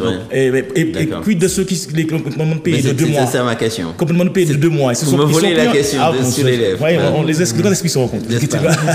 Quid des 2 mois, commandement de payer 2 mois? Est-ce que les baux en cours sont pris en compte? Est-ce que, voilà, qu'est-ce qui se passe? Alors, oui, effectivement. Oui, il y a plein de questions à se poser par rapport à ça. Oui, alors, oui, parce qu'il faut que tout le monde comprenne, on est bien d'accord. Oui, bien sûr. On est dans une discussion de spécialistes, mais j'ai bien peur que vous soyez dans le salon sans vous inquiéter de ce qu'il y a des gens qui essaient de vous comprendre. Ouais. Et alors, la question, c'est que tous les baux ont une clause résolutoire de 2 mois. C'est ça. Vous dites que la nouvelle réforme a ramené à 6 mois. La question, 6 semaines. 6 semaines, pardon. Ah oui, 6 semaines. 6 mois. Je suis du côté des locataires. C'est même pas ça. C'est même pas ça. Je sais pas pourquoi. Non, mais je vais quand même préciser. Oui. C'est pas de temps, parce qu'il y a une imprécision, on a de la clause résolutoire de 2 mois. En gros, c'est ça. Oui. Mais en réalité, c'est même pas ça. C'est que, oui, le commandement de 2 mois. Mais en réalité, c'est même pas tant la clause. C'est que dans la loi du 6 juillet 89, il est prévu qu'il y ait un encadrement pour que, en fait, que le commandement soit fait 2 mois avant que la clause soit mise en place en réalité. D'accord. Mais c'était pas ça ma question. Ma question, c'est quid des baux en cours, puisque tous les baux en cours, lorsqu'il y a une clause résolutoire, vous avez spécifié que c'est un délai de 2 mois et non de 6 semaines. Comme il y a une réforme d'application immédiate, est-ce que ces fameux 2 mois-là qui se trouvaient dans mes baux en cours sont amenés à 6 mois ou bien est-ce qu'ils restent à 2 mois? À 6 semaines. Non, décidément. Non, alors. Effectivement, la loi est d'application immédiate. Oui. C'est-à-dire que les bons en cours qui ont des commandements payés de 2 mois, les 2 mois vont toujours rester en 2 mois. D'accord, ça ne sera pas 6 semaines, ça restera toujours à 2 mois. Et pourquoi? D'accord, parce que le contrat est ainsi fait. On va considérer que le contrat a été fait avec la clause résolutoire normale d'il y a avant. Ouais. Donc on va accepter les 2 mois. Mais par contre, on ne remet pas en cause ce qui a été fait avant. On ne remet pas en cause ce qui a été fait avant. Même si une loi est sortie en temps. C'est anticonstitutionnel, entre guillemets, si tu veux dire. D'accord. On ne met pas ce qui a... La loi n'a pas d'effet rétroactif. Voilà, c'est ça, exactement. Donc les 2 mois vont toujours rester 2 mois. D'accord. Jusqu'au renouvellement, jusqu'à tout ça. D'accord. Donc alors, c'est vrai, mais c'est pas, selon moi, c'est pas pour ces raisons-là. Enfin, selon mon analyse, c'est qu'en réalité, c'est la loi du 6 juillet 89 qui est d'ordre public, qui prévoyait à l'époque cette fameuse obligation de 2 mois pour le commandement de pays. D'accord. La loi actuellement que nous étudions actuellement est venue modifier cet article de la loi du 6 juillet 89 et l'a ramené à 6 semaines. D'accord. Donc, ce nouvel article, avec 6 semaines, serait normalement, effectivement, qui est d'ordre public, serait applicable pour tous les contrats, y compris les contrats en cours, puisqu'on dit que la loi est d'application immédiate. Oui, d'accord. Mais il faut savoir qu'en fait, ordre public, ça veut dire que les personnes, quand ils font un contrat, ne peuvent pas déroger à la règle de droit prévue par les textes. D'accord. Bah, si c'est clair pour tout le monde. D'accord. Bon, voilà. On va essayer de le rendre plus clair. Et en fait, en réalité, les 6 semaines, comme elles vont... Enfin, c'est un ordre public de protection qui vise normalement à protéger le locataire. Ouais. Donc, on considère, en tout cas les personnes qui ont été amenées à étudier le texte, ont considéré que les 2 mois étant plus protecteurs pour le locataire, qu'on continuerait d'appliquer ce délai-là pour les contrats en cours. Bon, je vais tenter de résumer. Oui. Puisqu'il s'agit d'une loi qui protège le locataire, donc toutes les dispositions de la loi qui seront favorables aux locataires, on les prend. C'est-à-dire vous les gardez 2 mois à l'époque, on garde les 2 mois, même s'il y a aujourd'hui 6 semaines. On garde 2 mois. Voilà, exactement. Puisque le locataire, c'est un avantage pour lui. Donc, alors, on était sur le loyer impayé, on fait un commandement, d'accord? Oui. On attend 6 semaines. C'est ça. Et après les 6 semaines? Alors, normalement, il y a je sais pas le terme exactement, il y a un signalement qui est fait à une commission. Oui. Je parle le nom forcément. La fameuse CAPEX. C'est la CAPEX, mais bon, je parle le nom. Voilà, c'est ça, il faut l'excuser. Bon, c'est une commission. C'est une commission à laquelle vous avez le préfet. Commission des coordinations des actions de prévention contre l'expulsion. C'est ça, en gros, c'est ça. Expulsion locative. Expulsion locative, c'est ça. D'accord, très bien. Ok. Donc c'est lui-ci en fait qui fait le signalement à cet organisme. Le commissaire de justice. Voilà, j'ai dit lui c'est pour que tout le monde puisse comprendre, mais le commissaire de justice effectivement. Il faut que le public s'habitue au nouveau mot. C'est vrai, c'est vrai. Le commissaire de justice au moment du commandement de pays, parce que le commandement de pays est fait par la voie le commissaire de justice. Le commissaire de justice, il doit faire un signalement à cet organisme. En fait. Sous certaines conditions. Il faut que le locataire ait payé sur 2 mois d'affilée, sans interruption. Donc s'il n'y a pas de 2 mois, il ne fait pas de signalement. S'il n'y a pas de 2 mois, il n'y a pas de signalement. D'accord, il faut attendre les 2 mois. Il faut attendre les 2 mois. D'accord, d'impayé, pardon. Oui, 2 mois d'impayé, bien sûr. Et à ce moment-là, il y a un signalement du commissaire de justice à la fameuse commission, à la CAPEX. Et alors, la CAPEX, l'organisme, va diriger, entre guillemets, le locataire vers un autre organisme, c'est la P.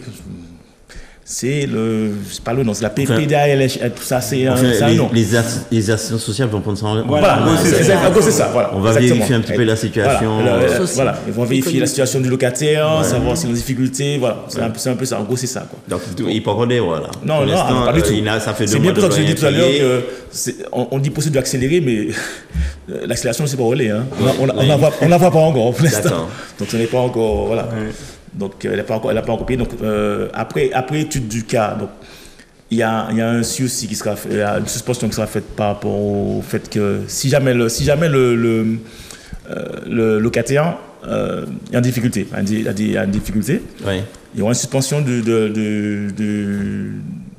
effets de la clause. Exactement. La clause exécutoire, c'est-à-dire la clause exécutoire, ce qui veut dire que vous n'avez pas payé au bout de 6 semaines. Donc 2 mois, c'est 6 semaines, pardon. 6 semaines après votre défaut de paiement, le juge peut ordonner la résiliation du bail. Oui. Donc il peut dire, bon, mais je suspends ça, je ne donne pas tout de suite. Ouais, exactement. C'est ce qu'on appelle, il y aura un délai de grâce. Il y a le fameux délai de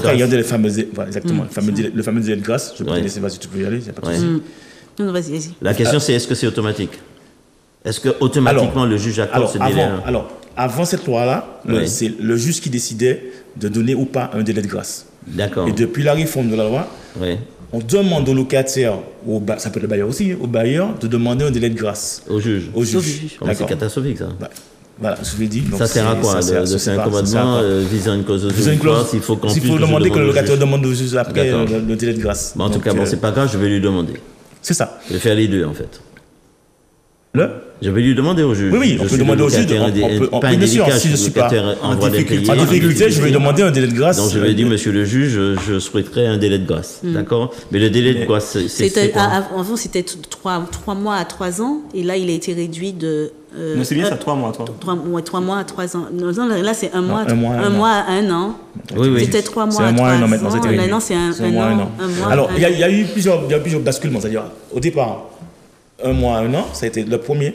Ensuite, 3 mois à 3 ans, et là, c'est revenu. C'est revenu voilà, c'est ça. Donc, le juge peut me dire, écoutez, allez, pendant 1 mois, vous n'avez pas payé, ou alors je suspends, enfin. Je suspends, c'est ça. C'est-à-dire que je ne vais pas ordonner la résiliation, je vais attendre 1 mois, ou bien je vais attendre 1 an. Je vais attendre 1 an. Alors qu'avant, c'était 3 mois, 3 ans. 3 mois, 3 ans. D'accord, on accélère tout. On accélère un petit peu, mais c'est pas encore. À une précision, là où le juge avait encore là, quand même, en fait, on sent, en fait, c'est comme ça, c'est subtil, les améliorations pour le propriétaire. Mais premièrement, de mon point de vue, la possibilité, en fait, d'une automatisation de la clause résolutoire, c'est déjà un premier point. Parce qu'il y avait quand même plein de contrats, notamment les beaux-verbaux, qui n'avaient pas cette possibilité-là. Pas de clause résolutoire. Donc, qui bloquaient quand même, qui rendaient plus difficile, en fait, la situation. Ensuite, même au niveau du délai de grâce, la loi est venue restreindre en fait le pouvoir d'appréciation du juge quant à l'octroi ou non de ce délai de grâce-là, en prévoyant 2 conditions cumulatives pour que le juge puisse l'accorder. Première chose, il faut vérifier effectivement que le locataire soit en capacité de payer sa dette. Et également, il faut aussi vérifier que le locataire est, entre le commandement de payer et le moment où la décision doit être prise, à payer le loyer en cours. D'accord. Donc, quelqu'un qui est en grande précarité, qui normalement serait le plus à même d'avoir ce délai de grâce-là, mais peut se voir privé de cette possibilité-là. D'accord. Donc, je fais ma demande de retraite, je ne travaille pas pour l'instant, je n'ai pas encore mes sous, c'est 6 mois après. 6 mois après. Donc, 6 semaines après, vous me mettez à la banque. Donc, en réalité, alors c'est cette valeur que vous avez pris, monsieur? C'est scandaleux. C'est pas moi. Vous n'avez pas pris en compte la situation d'un certain nombre de personnes de difficulté. La première phase, effectivement, Dans le cas où vous êtes en attente, vous avez eu votre pension de retraite, par exemple, a eu un retard, ou n'est pas encore versée. Ils prennent 6 mois pour vous la verser. Voilà, parce que il vous manque un document, il vous manque une fiche de paie ou autre. Voilà, exactement. Mais vous savez qu'à un moment ou l'autre, vous aurez cette somme-là. Oui. Entre-temps, votre bailleur fait un commandement de payer, vous êtes dans l'incapacité. Le juge, avant, pouvait apprécier, il faut dire, bon, voilà, effectivement, dans 6 mois, il sera en capacité de rembourser sa dette. On va résilier. Mais aujourd'hui, le juge ne pourrait pas prendre cette décision-là parce que, du fait que vous n'ayez pas encore reçu votre pension de retraite, entre le moment du commandement et le moment où il a pris sa décision, vous ne serez pas capable de payer le loyer, mais vous perdez ce délai de grâce. Mon Dieu, heureusement que je suis hébergé par mon épouse. Alors, je reviens sur une précision. On a dit tout à l'heure, le délai de grâce de 3 ans, elle n'a pas changé par contre. Le délai de grâce, c'est de 3 ans, oui. D'accord, accordé aux locataires de 3 ans. D'accord, on n'est pas dans sur les 1 mois. Non, le délai de grâce est accordé de 3 ans. On revient dessus. On garde ça. Okay. On a un appel. Bonsoir. Bonsoir. Bonsoir. Oui. Quel est votre prénom? Allô? Claude. Claude, vous nous appelez d'où, Claude? De Trinité. D'accord, c'est sûr, hein, c'est Trinité, hein, Claude. Parce que tu prends du temps pour me répondre. Alors, Claude, quelle est la question? C'est que j'ai un locataire. Hein? Oui. Elle me doit en 2021 et 2022. Elle a 8650 € pour le loyer impayé. Oui. Cette année 2023, sur 10 mois, elle m'a payé 2 mois. Alors, je voudrais savoir, après, pour que je ne pas payer, c'est pas moi. D'accord, donc on a compris, hein, c'est un locataire qui doit des loyers, ça fait un petit moment d'ailleurs. Un locataire. Oui, ça fait un petit moment d'ailleurs, donc quel conseil qu'on pourrait lui donner? Claude, quelles sont les démarches que vous avez effectuées déjà? Quelles sont les démarches que vous avez effectuées déjà depuis ça? Vous m'avez dit, ça fait 3 ans qu'elle paie pratiquement 3 ans qu'elle peut passer le loyer, donc c'est énorme. Quelles sont les démarches que vous avez effectuées? Il n'est pas là? Claude, tu es là? En principe, il est là, mais on a du mal. Allô, Claude? Oui. Oui. Allô? Oui, vous nous entendez, Claude? Oui. D'accord. Alors, monsieur Roselmack, vous demandez, qu'est-ce que vous avez déjà fait comme démarche pour pouvoir retrouver cet argent, ces loyers impayés? Aucune démarche. D'accord. Pourquoi? C'est quelqu'un que vous connaissez bien, quelqu'un avec qui vous avez de bons rapports aussi? Non. D'accord. Qu'est-ce qu'elle a dit? Non. Non, pas du tout. Non, pas du tout.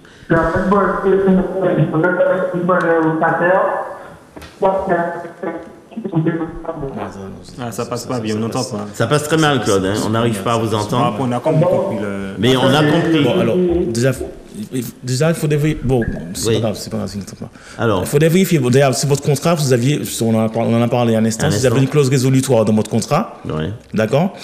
Pour pouvoir l'activer, par rapport à tout ce qu'on a dit tout à l'heure, vous allez pouvoir l'activer. Sinon, bon, après, si vous n'avez pas de clause de résolutoire, on va aller vers une résiliation traditionnelle judiciaire.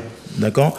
Mais il va d'abord faire le commandement par... Oui, il faut faire un commandement par le commissaire de justice. L'huissier, c'est pas l'huissier, mais par le commissaire de justice. D'accord. Exactement.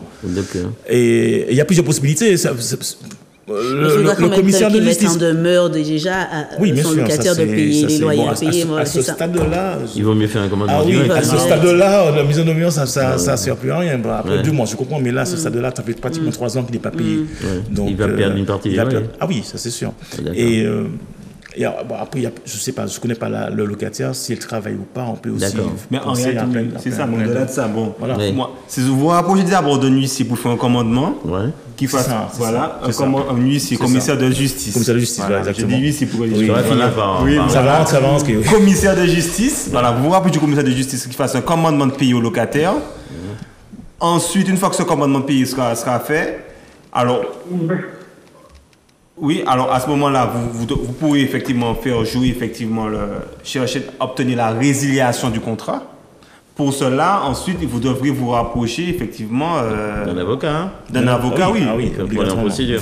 Alors, ce qu'on va dire à Claude, est-ce que je peux lui donner tes coordonnées, monsieur Roselmack? Oui, monsieur. Claude, je vous donne un numéro. Claude.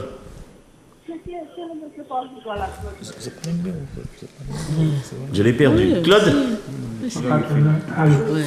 Oui, je vous donne un numéro. Vous allez appeler monsieur Rosel. Vous allez appeler monsieur Roselmack. D'accord? Oui. Vous notez, c'est un portable. Oui, le portable. Oui, le 06 96. 06 96 84 84, la télé. Vous avez dit 06 96. Oui, 84 44 4403. Voilà, tu as vu, et puis ton... Ce qui est monté sur l'écran là. Oui, voilà. 84 4403. Très bien, donc tu vas l'appeler, et parce que bon, effectivement, là, on a du mal à comment dire, la communication passe mal, mais il va pouvoir te donner un conseil pour pouvoir essayer de trouver une solution à ce problème-là, qui dure déjà depuis un moment, hein, mon Dieu, Claude. On ne pas comme ça. Ah, il faut trouver la traîner. Très bien. Alors, je l'appelle à partir de demain. Ah oui, surtout. Ah oui, pas ce soir, Claude, parce qu'il passe des nuits terribles. Hein. Il se lève avant 11h30 le matin. Fais attention. Ok, alors. Avant 11h30. Voilà. Alors, 06 96 84 44 03. Très bien. Ok. À bientôt, Claude. Merci d'avoir participé à l'émission. On était sur notre compte de payer. Non, je disais le délai de grâce, donc c'est 3 ans. Attention, c'est 3 ans. Donc ça n'a pas changé. Il a accordé 3 mois. Le locataire. Oui, ça n'a pas changé, effectivement. C'est resté sur 3 ans. D'accord, c'est depuis Allure, ça. Depuis 2014. Depuis la loi Allure. D'accord. Donc le juge peut accorder un délai de 3 ans. La possibilité de payer sur 3 ans. On étale sur 3 ans, en fait. C'est ça. Exactement. C'est ça, oui, la dette sur 3 ans. D'accord. Mais alors, c'est les modalités. C'est juste les modalités qui changent, quoi. C'est juste les modalités qui changent. C'est-à-dire que on l'a vu tout à l'heure, c'est le locataire et le bailleur peuvent demander, alors qu'avant ils ne pouvaient pas. C'était le juge qui accordait ou pas automatiquement. D'accord. Maintenant le bailleur et le locataire peuvent demander. Donc ce pas au courant qu'on fait. C'est ça. C'est une catastrophe. Ouais. Et à ce moment-là, le juge devra aussi vérifier si le locataire est deux choses. Hein. Si le locataire a l'aptitude financière pour pouvoir payer appuyer ses dettes, il faut aussi qu'il soit en mesure de payer le loyer courant. D'accord. C'est la nouvelle loi qui rajoute ça. Après, la loi d'avant, d'Allo, de parler uniquement d'appui des dettes. La nouvelle loi ajoute maintenant devoir payer le loyer courant. Le loyer courant. Et au-delà de ça, c'est qu'il faut qu'ils soient capables de payer le loyer entre le moment où il y a le commandement de payer et le moment où le juge doit prendre sa décision. Et c'est ça. Et même pas pour le futur, en fait, pour une fois la dette de grâce, mais entre le moment du commandement de payer, le loyer en cours, c'est-à-dire on fait un commandement de payer pour les loyers antérieurs. Oui. Les 2 mois qui sont passés, par exemple. Eh bien, entre-temps, il y a un mois qui est passé, et bien il faudra qu'il ait payé ce mois de loyer-là pour que le juge puisse prendre sa décision. Oui, c'est une assignation qui peut intervenir peut-être 4 mois après. 4 mois après, par exemple. Donc, il faut que dans les 4 mois, il y ait le loyer. Et même s'il est en capacité de payer sa dette, tant qu'il n'a pas payé les loyers en cours. S'il n'a pas payé les loyers en cours, il ne bénéficie pas du délai de grâce. Il y a une suspension. Il va suspendre le délai de grâce, c'est tout simplement. Carrément. D'accord. Donc, du coup, ça peut être la résiliation du bail. Voilà, c'est ça. Résiliation du bail, occupant sans titre. Tout est payé. On n'a pas à attendre 2-3 mois. Tout est payé. Dès qu'il est payé, la suspension du délai de grâce. C'est-à-dire que oui, même, alors, il y a 2 éléments, comme on a dit effectivement, mais il y a un délai de grâce de 3 ans. La dette, je ne sais pas moi, de 30 000 €, admettons. Oui. Donc le juge, en fonction des capacités financières du locataire, il va étaler sur ces 3 ans-là la dette. Il est 30 000 €. Il suffit qu'une seule fois, au cours de ce délai-là, le locataire ne soit pas capable de rembourser sa dette, automatiquement le délai de grâce saute également. D'accord, une seule mensualité qui saute. Une seule mensualité, ça saute. Donc aujourd'hui, vraiment, c'est une catastrophe. On est vraiment, pour les locataires qui sont en difficulté, on est vraiment dans une situation quand même assez difficile. Le juge n'a plus le regard, n'a plus la possibilité en fait de prendre en considération ce nombre d'éléments qu'il prenait en compte dans le passé. D'accord. Donc c'est favorable aux propriétaires, si on est des propriétaires. D'accord. Voilà. Mais en général, la loi favorable aux locataires. On peut dire, d'une manière générale. Elle était trop favorable aux locataires, ce qui veut qu'on a dit aussi l'autre. Mais même là, je la trouve toujours favorable. Et là, c'est favorable aux locataires. Vous n'êtes pas tout à fait d'accord avec pas tout à fait, non. Franchement, je n'ai pas été convaincu par les nouveaux dispositifs de cette loi-là. D'accord. Alors, lorsque j'ai saisi le juge, donc il y a l'assignation, il ordonne la résiliation. Est-ce que pour autant, je suis à la porte? Lorsqu'on a saisi le juge, c'est ça? Oui, puisqu'il a rendu son jugement. Ouais. D'accord. Est-ce que pour autant je suis à la porte? Non, vous n'êtes pas là. Vous restez. Je peux rester là. Vous êtes toujours. Alors comment ça fonctionne? Vous êtes toujours dans je vous demande un conseil, monsieur l'expert. Dans le local. Vous êtes toujours que je peux rester là, que vous êtes toujours dans le local. Pas payer le loyer. Vous continuez. Non, par contre, si vous demandez un délai de grâce, il faut continuer à payer le loyer. Il faut payer le loyer. Il faut payer le loyer courant. Oui, le loyer et apurer les dettes. Vous n'avez pas. Oui, mais il m'a donné un délai pour le faire. Vous allez apurer, vous avez l'échelonnement. Oui, j'ai l'échelonnement. Voilà, c'est ça. Donc il faut payer d'abord. Parce que dans le cas où vous payez par l'échelonnement, vous êtes aussi. On considère aussi que vous êtes impayé. Je suis fermé de partout, je suis considéré. Voilà, c'est ça.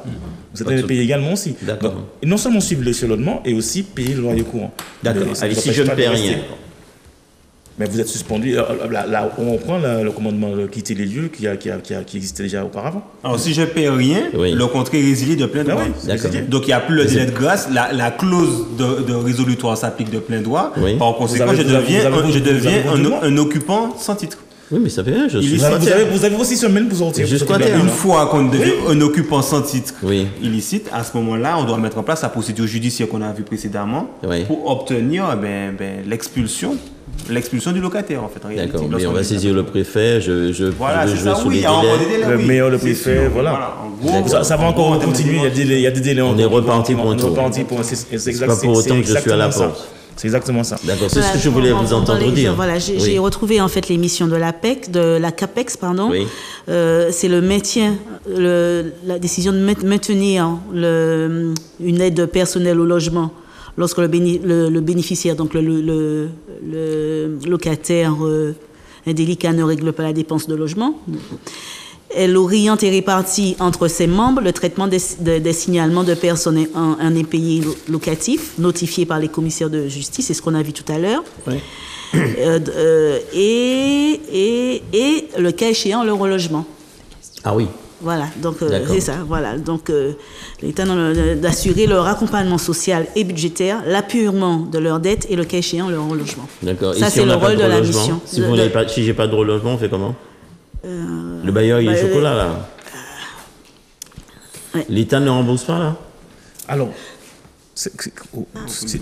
quand il n'y a pas de relogement... Il ne peut pas, le gars n'a pas de relogement, il est toujours chez moi. Il ne paie pas le loyer. Là, le préfet n'aura pas la force. Non, si, effectivement. Alors, vous avez c'est ce que vous m'avez dit tout à l'heure. On est dans le cas où le préfet refuse de le oui, c'est ce que vous m'avez dit. On est dans l'expulsion. Moi, je suis bailleur, je vais demander une indemnité à l'État. Et c'est ce que je vais faire. En quelle année et combien? En quelle année combien prévu par votre loi, là, votre nouvelle loi? Oui, c'est ce que je... Oui, c'est prévu. Ça amène du temps, mais c'est prévu que je serai indemnisé. Indemnisé, oui, en cas de refus de l'État. Non, vous ne répondez pas à ma question. Non. Dans combien de temps vous m'indemnisez? Ça, on est dans le fou, on sait pas. Dites-moi qu'il n'y a rien dans le texte. Non, c'est pas précisé. Donc c'est n'importe quoi. Et il y a le montant, vous ne m'avez pas dit le montant non plus. C'est pas précisé non plus. C'est pas précisé non plus dans le texte. Mais bon, on a... Au moins, il se précise déjà que... C'est pour ça que je vous ai dit tout à l'heure que la loi, pour moi, la loi n'est pas encore... Elle n'est pas satisfaisante. Elle n'est pas satisfaisante du tout. Très bien. Du tout. D'accord. Alors, mesdames, messieurs, et est-ce qu'on ne peut pas tirer une leçon générale de ce texte-là? Est-ce qu'en définitive... enfin, je lance l'idée comme ça, je ne sais pas si j'ai tout à fait raison, j'ai sans doute tort, j'ai souvent tort de toute façon, mais c'est pas grave. J'assume mes torts. Est-ce qu'on ne considère pas aujourd'hui qu'il vaut mieux que ces personnes-là, que ce soit bailleurs locataires, s'arrangent entre eux? Et plutôt que d'aller en procédures, qui sont des procédures longues, difficiles, quelquefois infructueuses, parce que je vais dépenser l'avocat, là, je vais dépenser l'huissier, c'est pas gratuit, l'avocat, c'est pas gratuit non plus. Et puis pour l'expulsion, c'est encore pire. Est-ce que l'idée, au fond, du législateur, c'est pas de dire aux gens, écoutez, il faut que... il n'y a pas suffisamment de logements. L'État ne fait pas suffisamment de logements pour pouvoir loger les personnes qui sont dans le besoin. Est-ce que c'est pas quelque part, on dit aux bailleurs, écoutez, il va falloir faire du social? En fait, faire du social, c'est... Oui, pourquoi pas, mais j'ai recherché avant de venir ici, je regardais les chiffres de l'Observatoire de l'habitat en Martinique. On a 30, je ne sais pas si c'est 32 ou 37 000, enfin je me souviens plus, 37 000 logements vacants en Martinique. Donc effectivement, il y a de quoi faire. Donc quand il y a effectivement ce genre de difficultés de relogement des personnes, des locataires, on va dire indélicats, parce qu'ils sont en incapacité de payer leur loyer, est-ce qu'il n'y a pas effectivement c'est pas le rôle justement des pouvoirs publics justement d'accompagner. C'est vrai que on a cette commission, mais les missions sont limitées. D'accord. D'accord. Voilà, donc je pense que c'est ça, c'est accompagner, parce que vous avez aussi des locataires qui sont de bonne foi, qui sont effectivement, on a parlé d'accidents de la vie, mais vous avez aussi des locataires qui sont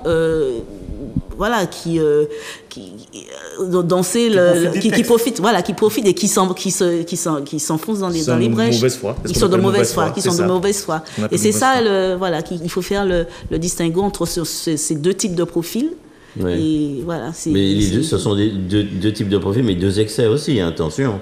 Puisque, à côté, un locataire qui ne peut pas son loyer.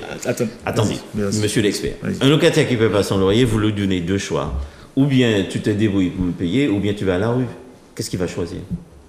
Il reste là. Ben oui, il reste là. Il ne va pas faire le choix de la rue. Vous êtes d'accord avec moi? D'accord, on est bien d'accord, oui, bien sûr. Dites-le-moi. On est bien d'accord. Force. Vous disiez quelque chose, monsieur l'expert. Oui, parce qu'elle parlait tout à l'heure de combien de logements vides dans... 32 000. 32 000 logements. Oui, et parfois, ces logements sont laissés à l'abandon. On ne sait pas, parfois on cherche des propriétaires. Oui. Donc, quand des créateurs vont dans ces logements-là, qu'est-ce qu'on peut leur... C'est vrai qu'ils n'ont pas le droit, ils ne sont pas propriétaires. Mais ils ont besoin de logements. Ils sont forcément de bonne foi, ils ont des enfants, ils doivent le nourrir. Donc, ils vont dans ces logements-là. On ne peut rien leur dire. Ces logements-là, ils sont vides, à l'abandon. Donc, ça, c'est... Donc, ils ont essayé, la loi, ils ont essayé de trouver une solution. Bon, c'est prévu. Ce qu'ils appellent l'occupation des logements vacants. L'occupation temporaire, c'est important. Temporaire des locaux vacants. Ce qu'ils appellent temporaire, c'est-à-dire que pour les logements... Pas les domiciles, pas le domicile, vraiment les logements secondaires, entre guillemets, ils prévoient de louer ces logements-là, enfin louer, pas forcément parce qu'il n'y a pas forcément de paiement derrière tout ça, de donner ces logements-là à des gens qui sont enfin je parle des locataires, bon alors, des organismes qui vont pouvoir louer à certaines personnes en précarité, pour 2 mois, pas plus, 2 mois, pour éviter justement ce système d'entrer dans les lieux par infraction, voilà, pour éviter ça. Donc ils ont prévu de mettre en place les locaux temporaires, l'occupation temporaire des locaux vacants. D'accord. Mais je ne vois pas comment ils vont faire ça. C'est pas connu ici. Hein. Je ne sais pas qui c'est qui fait ça ici. Personne ne le fait. Ça existe déjà. Hein. Le dispositif existe déjà. Et je ne connais pas. Personne ne le fait apparemment. En France, pratiquement aussi, personne ne le fait. Alors que c'est un dispositif qui a l'air intéressant. Sauf que pour moi, la durée 2 mois, ce n'est pas suffisant. Je pense que... Parce qu'on a aussi le fait que ce sont les gens qui sont en précarité. Eux aussi, ils peuvent se dire, bon, je suis là 2 mois... Mais tiens, pourquoi pas, je veux rester aussi. Je reste là. Je reste là aussi. Le provisoire qui devient définitif. Donc, le provisoire qui devient définitif aussi, exactement. Donc, on parle encore dans un système de procédure d'expulsion, de procédure administrative. Donc, ça c'est pas encore non plus bien ficelé. Donc, ça, il faut continuer à travailler dessus. Mais c'est un dispositif, c'est-à-dire que ceux qui louent le logement, ils le réhabilitent pour le donner en sous-location. C'est ça? Oui, mais c'est ça. Donc, c'est l'organisme. C'est une association, un organisme qui occupe le logement des propriétaires. Le propriétaire leur donne le logement. Et ils le réhabilitent, le rénovent. Et le loue à des... Le sous-loue, oui, parce qu'ils ne sont pas propriétaires. Et le sous-loue à des... Enfin, sous-loue, mais parfois, c'est pas... C'est des sommes modiques, hein. C'est 200 €, c'est 60 €. Ou pas du tout, ou rien du tout. Et sous des durées courtes. Des durées courtes.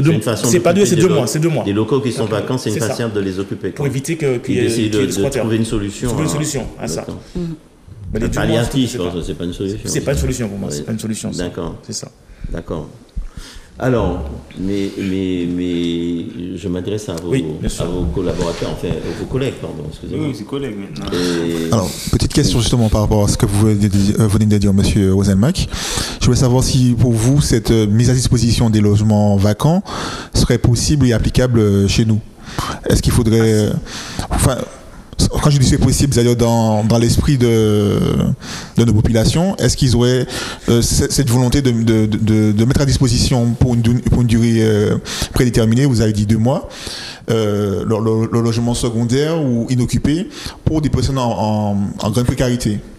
Moi, je pense qu'il y a des propriétaires ici qui voudraient bien éviter que le logement soit squatté. Je pense. Donc, ce serait... Bon, je pense qu'ils ne sont pas au courant de ce dispositif-là, mais je pense qu'ils voudraient bien, si on leur proposait ce dispositif, qu'ils seraient d'accord pour pouvoir le faire.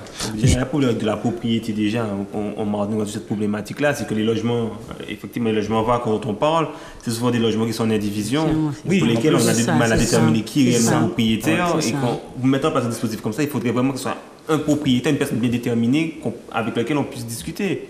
Donc c'est un dispositif qui pourrait être intéressant. Par exemple, quelqu'un qui n'a pas forcément qui est propriétaire d'une vieille maison, ça peut arriver, voilà.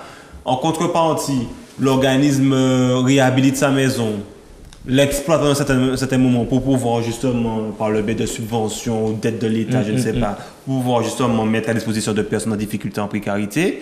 Et puis au bout de certain temps, la personne retrouve son logement. Voilà, ça peut être par exemple une piste de... Ce qu'il faut savoir, c'est qu'il y a une durée de convention. C'est la convention entre l'organisme, l'association et le propriétaire est de 3 ans. Maximum. Ah oui, d'accord. Maximum. Ça peut être moins, ça peut être moins, mais c'est 3 ans maximum. D'accord? Et c'est pas renouvelable. Parce que moi je vois quelqu'un qui est propriétaire même de résidences secondaires en Martinique, voilà. On a un esprit solidaire et voilà. Mais aujourd'hui, les résidences secondaires sont plutôt dans la location saisonnière. Ouais, c'est ça. Voilà, donc. Non, mais vraiment c'est pour les habitats insalubres, pas vraiment pour des résidences secondaires propres. C'est vraiment pour les habitats insalubres que l'organisme va rénover et puis installer. Et pourquoi on a créé ce dispositif alors qu'il y a déjà ce qu'on appelle le bail réhabilitation, c'est ça, qui existe déjà? Pourquoi on a créé encore un dispositif différent? C'est juillet 2023. C'est 2023, c'est ça, exactement. D'accord. Il faudrait peut-être que je regarde davantage cette question. Je vais me rapprocher de vous parce que ça me paraît intéressant. Je viens de près de vous pour pouvoir savoir. Rudy, tu avais une autre question? Alors oui. La question était la suivante.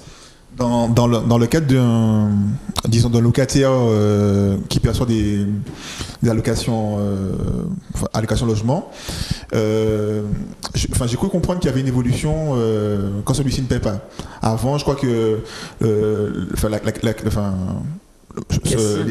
l'organisme qui s'occupe des APL lui versait toujours son allocation. Et aujourd'hui, je crois qu'il y a un changement et j'aurais aimé que vous disiez aux téléspectateurs dans quel sens ça va en fait. Voilà. Alors lorsque le locataire il est en impayé, mais il touche l'allocation logement. Voilà. D'accord. Alors l'allocation logement est versée au locataire ou au propriétaire en général? C'est au propriétaire, hein? D'accord. L'allocation logement est versée au propriétaire. Quand il y a le tiers payant et quand il n'y a pas de tiers payant. Voilà. Au bénéficiaire? Non, en général, la location, si c'est un locataire qui a des APL, c'est le solde, enfin, la partie des allocations de logement est versée directement au propriétaire, par le locataire. En général, c'est comme ça. Et l'évolution de la loi de juillet par rapport à ça. De la loi de 7 juillet? Oui. Est-ce qu'il parle de ça? J'ai pas vu. Il me semble, alors si je peux me permettre de vous dire, il me semble qu'effectivement dans l'ancien système, et là c'est pas à tous les coups versé au propriétaire, c'est quand il y a le tiers payant qui s'est versé au propriétaire. Oui, c'est ça, le tiers payant, je parle du tiers payant. Mais quand il n'y a pas, souvent les locataires ne veulent pas. Parce qu'ils veulent encaisser leur allocation de logement. Non, ça m'est arrivé en pratique. Non, mais de plus en plus, le versement... Je peux vous dire que maintenant, le versement est fait au propriétaire. En tout cas, mais la question de Rudy, c'était ça. C'était lorsque l'allocation est versée directement au locataire, est-ce qu'il y a une nouveauté par rapport à cela? Il me semble qu'il y a une nouveauté. C'est-à-dire lorsque le locataire ne paie pas, je crois que la caisse peut suspendre le paiement. Suspendre, hein. C'est pas une nouveauté, ça. Et on saisit la CAPEX. C'est pas une nouveauté. Elle saisit la CAPEX. Elle fait un signalement à la CAPEX. C'est pas une nouveauté, ça existe déjà. D'accord, en tout cas. Ça existe déjà. depuis 2018, ça existe depuis 2018, ça. La suspension du paiement. Non, le signalement avec Apex. Le signalement avec Apex. D'accord, le signalement, d'accord. Le signalement. Voilà, c'était ça vraiment que j'avais noté. C'était, si vous voulez, la CAF prend un rôle primordial dans, je dirais, la gestion des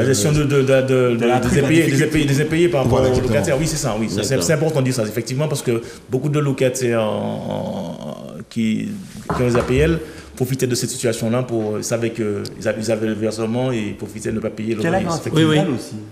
Qu'est-ce qu'il est ? La garantie visale. Est-ce qu'il y a quoi ? La garantie visale. Oui. C'est un dispositif aussi qui peut permettre aussi. Ah oui, bien sûr. Oui, mais c'est ce qu'il faut retenir quand même. Il faut expliquer à nos téléspectateurs que lorsqu'on est bailleur, il faut quand même prendre des assurances. Il y a des assurances à payer, il y a la garantie. Et faire rédiger le contrat de bail par un professionnel, pas un professionnel, pas un spécialiste. La garantie visa, c'est spécifique quand même, parce que elle n'est pas donnée à tout le monde déjà. Elle n'est pas donnée, mais elle a été généralisée, il me semble, la dernière réforme. 18-30 ans. Oui, 18-30 ans, mais... salarié de 30 ans sous certaines conditions. Mais quand je dis ça, c'est-à-dire que... j'ai eu le cas en plus. Lorsque votre loyer, je prends l'exemple, vous avez un loyer de 800 €. Ouais. Si la garantie visa vous permet d'avoir 600 €, vous ne pouvez pas louer, c'est pas possible. Donc c'est intéressant, c'est vraiment intéressant pour le bailleur. Il faudrait que le locataire ait des pas revenus, parce qu'enfin il n'a pas forcément des revenus, mais des indemnités qui permettent d'arriver au montant du loyer payé. Parce que si le calcul de Visal trouve un montant moindre que le loyer, la garantie Visal n'est pas due. Même si le locataire a moins de 30 ans, voilà, même s'il correspond à tous les critères qu'il faut, mais sur le loyer, ça ne sert à rien. Il a un revenu, il y a un minimum de revenus pour le locataire, me semble. Il y a un minimum de revenus, mais... Enfin, je veux dire que le loyer ne doit pas dépasser un certain montant. Voilà, c'est ça, exactement. Il faut que le loyer dépasse un certain montant, c'est surtout ça. Très bien, d'accord, ok. D'accord. Il ne faut pas qu'il dépasse un certain montant. Il ne faut pas qu'il dépasse un certain montant. C'est-à-dire que la garantie, c'est sous 600, si le loyer de 800, ça passe pas. Ça passe pas, c'est ça. Voilà. D'accord. C'est ça, exactement. D'accord. Il y avait une autre question, Kevin ? Du coup, moi, ce que ça m'évoque, ça veut dire que, selon vous, par rapport au prix du marché à l'heure actuelle locatif, il faudrait relever le prix maximum de cette garantie. Parlant de la garantie Visal. Compte tenu du marché actuel, du prix du marché. Alors, reprends ta question. Par rapport à ce que vous évoquiez à l'instant, vous pensez que le prix du marché actuel est trop haut par rapport à, par exemple, à des aides comme... Tu veux dire les prix de location, c'est ça ? Voilà. Non, pas forcément. Non, on a des prix... Effectivement, des prix ne sont pas forcément hauts. Je regarde les prix récemment, les prix on était à 10, 11 € le mètre carré, et on est dans la norme, on n'est pas excessivement cher pour certaines locations. Il ne faut pas oublier aussi qu'on est on a des zones tendues en Martinique, il ne faut pas oublier ça non plus. Donc on a des montants aussi à ne pas dépasser aussi. On a beaucoup de communes en zone tendue. Beaucoup de personnes ne le savent pas. Parce que en Martinique, et la réglementation s'applique ou s'applique pas ? Ça s'applique sur... Les zones tendues, parce que c'est pas dans la liste. J'ai pas vu la liste. J'ai vu la liste. J'ai vu 10 communes de Martinique dans la liste. J'étais surpris. On n'applique pas la réglementation. J'ai regardé, j'ai dit, oh là, j'ai vu la liste. J'étais surpris, on les a entendus. Et on n'applique pas la réglementation. La réglementation n'est pas appliquée. Parce que dans la réglementation, il faut le dire. J'ai vu Fort-de-France, j'ai vu ces communes-là dans la liste. Mais il faut bien expliquer à nos téléspectateurs. La réglementation consiste à dire qu'il y a un loyer médian. Il y a un loyer médian, c'est ça. On ne peut pas faire fixer le loyer comme on veut. C'est ça. Et le délai de préavis, c'est 1 mois. Il y a quoi ? Le délai de préavis, c'est 1 mois. Le préavis je veux dire. Ouais, c'est 1 mois. D'accord, c'est 1 mois. Donc, pratiquement personne ne le fait ici. Je veux dire, il ne faut pas oublier qu'on est en zone tendue. Il y a des zones tendues ici en Martinique. Il faut juste aller cliquer sur la liste, vous allez voir la liste de toutes les communes de Martinique. Ah, c'est intéressant à savoir. Ouais. D'accord, mais il ne faut pas trop le dire. Parce que non, il y a des locataires qui de l'argent. Il faut me rembourser là. Oui, c'est sûr. Ouais. D'accord. Mais bon, je suis là pour donner... Non, mais on vous comprend. Voilà. Vous êtes quelqu'un d'honnête. C'est très bien. Vous faites preuve de votre savoir, de nous transmettre votre savoir. Alors, messieurs, vous disiez que le prix du marché locatif chez nous à la Martinique n'est pas excessif. Ça dépend des communes. Mais je veux dire, dans la majorité, en moyenne... On est à 11 €. Franchement, 10, 11, 12... Voilà, d'accord. On est dans la moyenne. Quoi, très bien. Salomé, tu voulais poser une question ? Oui. Le micro est coincé. Oui. Le micro s'est emmêlé dans... Oui. Voilà, allons-y. Oui. Je voulais prévenir prévenir des loyers impayés, ça peut notamment passer par le choix des locataires. Ouais. Je voulais savoir qu'est-ce que vous conseillez en tant qu'expert. Comment on choisit son locataire? Je vais essayer de répondre. Les agents immobiliers. Alors, un un fonctionnaire avec 3 mois de revenu qui correspond à 3 mois de loyer, c'est ça? Non, oui, c'est bon. Alors, la règle, c'est ça, la règle. On choisit, bon, pas un fonctionnaire, on choisit un locataire en fonction de pièces qui nous. On va réclamer certaines pièces, en fonction de ses revenus, surtout, de s'il travaille, savoir s'il travaille. Voilà, on a des critères bien précis pour choisir un locataire. Ouais. Surtout en agence immobilière, parce que bon, on est mandataire d'un propriétaire, ouais. C'est quand même, il faut quand même, on a une responsabilité à respecter, à faire, à avoir quand même. Donc on ne fait pas n'importe quoi. Donc le choix du locataire est très délicat. Effectivement, j'avoue que parfois c'est très compliqué, ouais. Parce qu'en général on dit il faut 3 fois le montant du loyer correspondant au revenu, c'est ça. Et souvent, c'est ça pour avoir, quand on a un loyer de 800 €, il faut gagner 2500 €. Donc, parfois, c'est pas évident, ça coupe pas les rues. Ça coupe pas les rues, c'est pas évident parfois. Donc, c'est vrai, effectivement, le choix du locataire pour un propriétaire, pour un particulier, ça peut passer, mais quand on est en agence immobilière, c'est pas évident. Je vois beaucoup de locataires. Se diriger vers les particuliers, parce qu'en agence, ça passe pas du tout. C'est compliqué. C'est trop averti. Surtout que les agents, souvent, ils respectent plus ou moins les règles. Oui, ils respectent. C'est 3 fois, quoi. Les règles établies par notamment les assurances qui prévoient notamment des conditions obligatoires pour qu'ils puissent assurer. Et c'est sûr que, bon, dans ce cadre-là, voilà. Juste une remarque.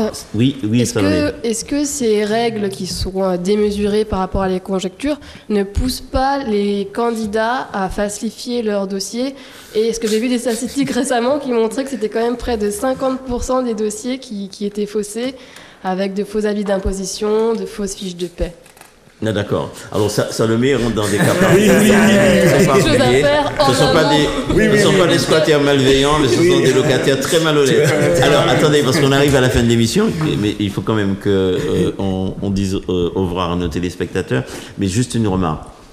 Aujourd'hui, les bailleurs ont des taxes foncières qui doublent, qui triplent quelquefois, parce qu'on a supprimé la taxe d'habitation. Mais pour le bailleur, la taxe foncière quand même existe, mais pour le propriétaire, j'allais dire.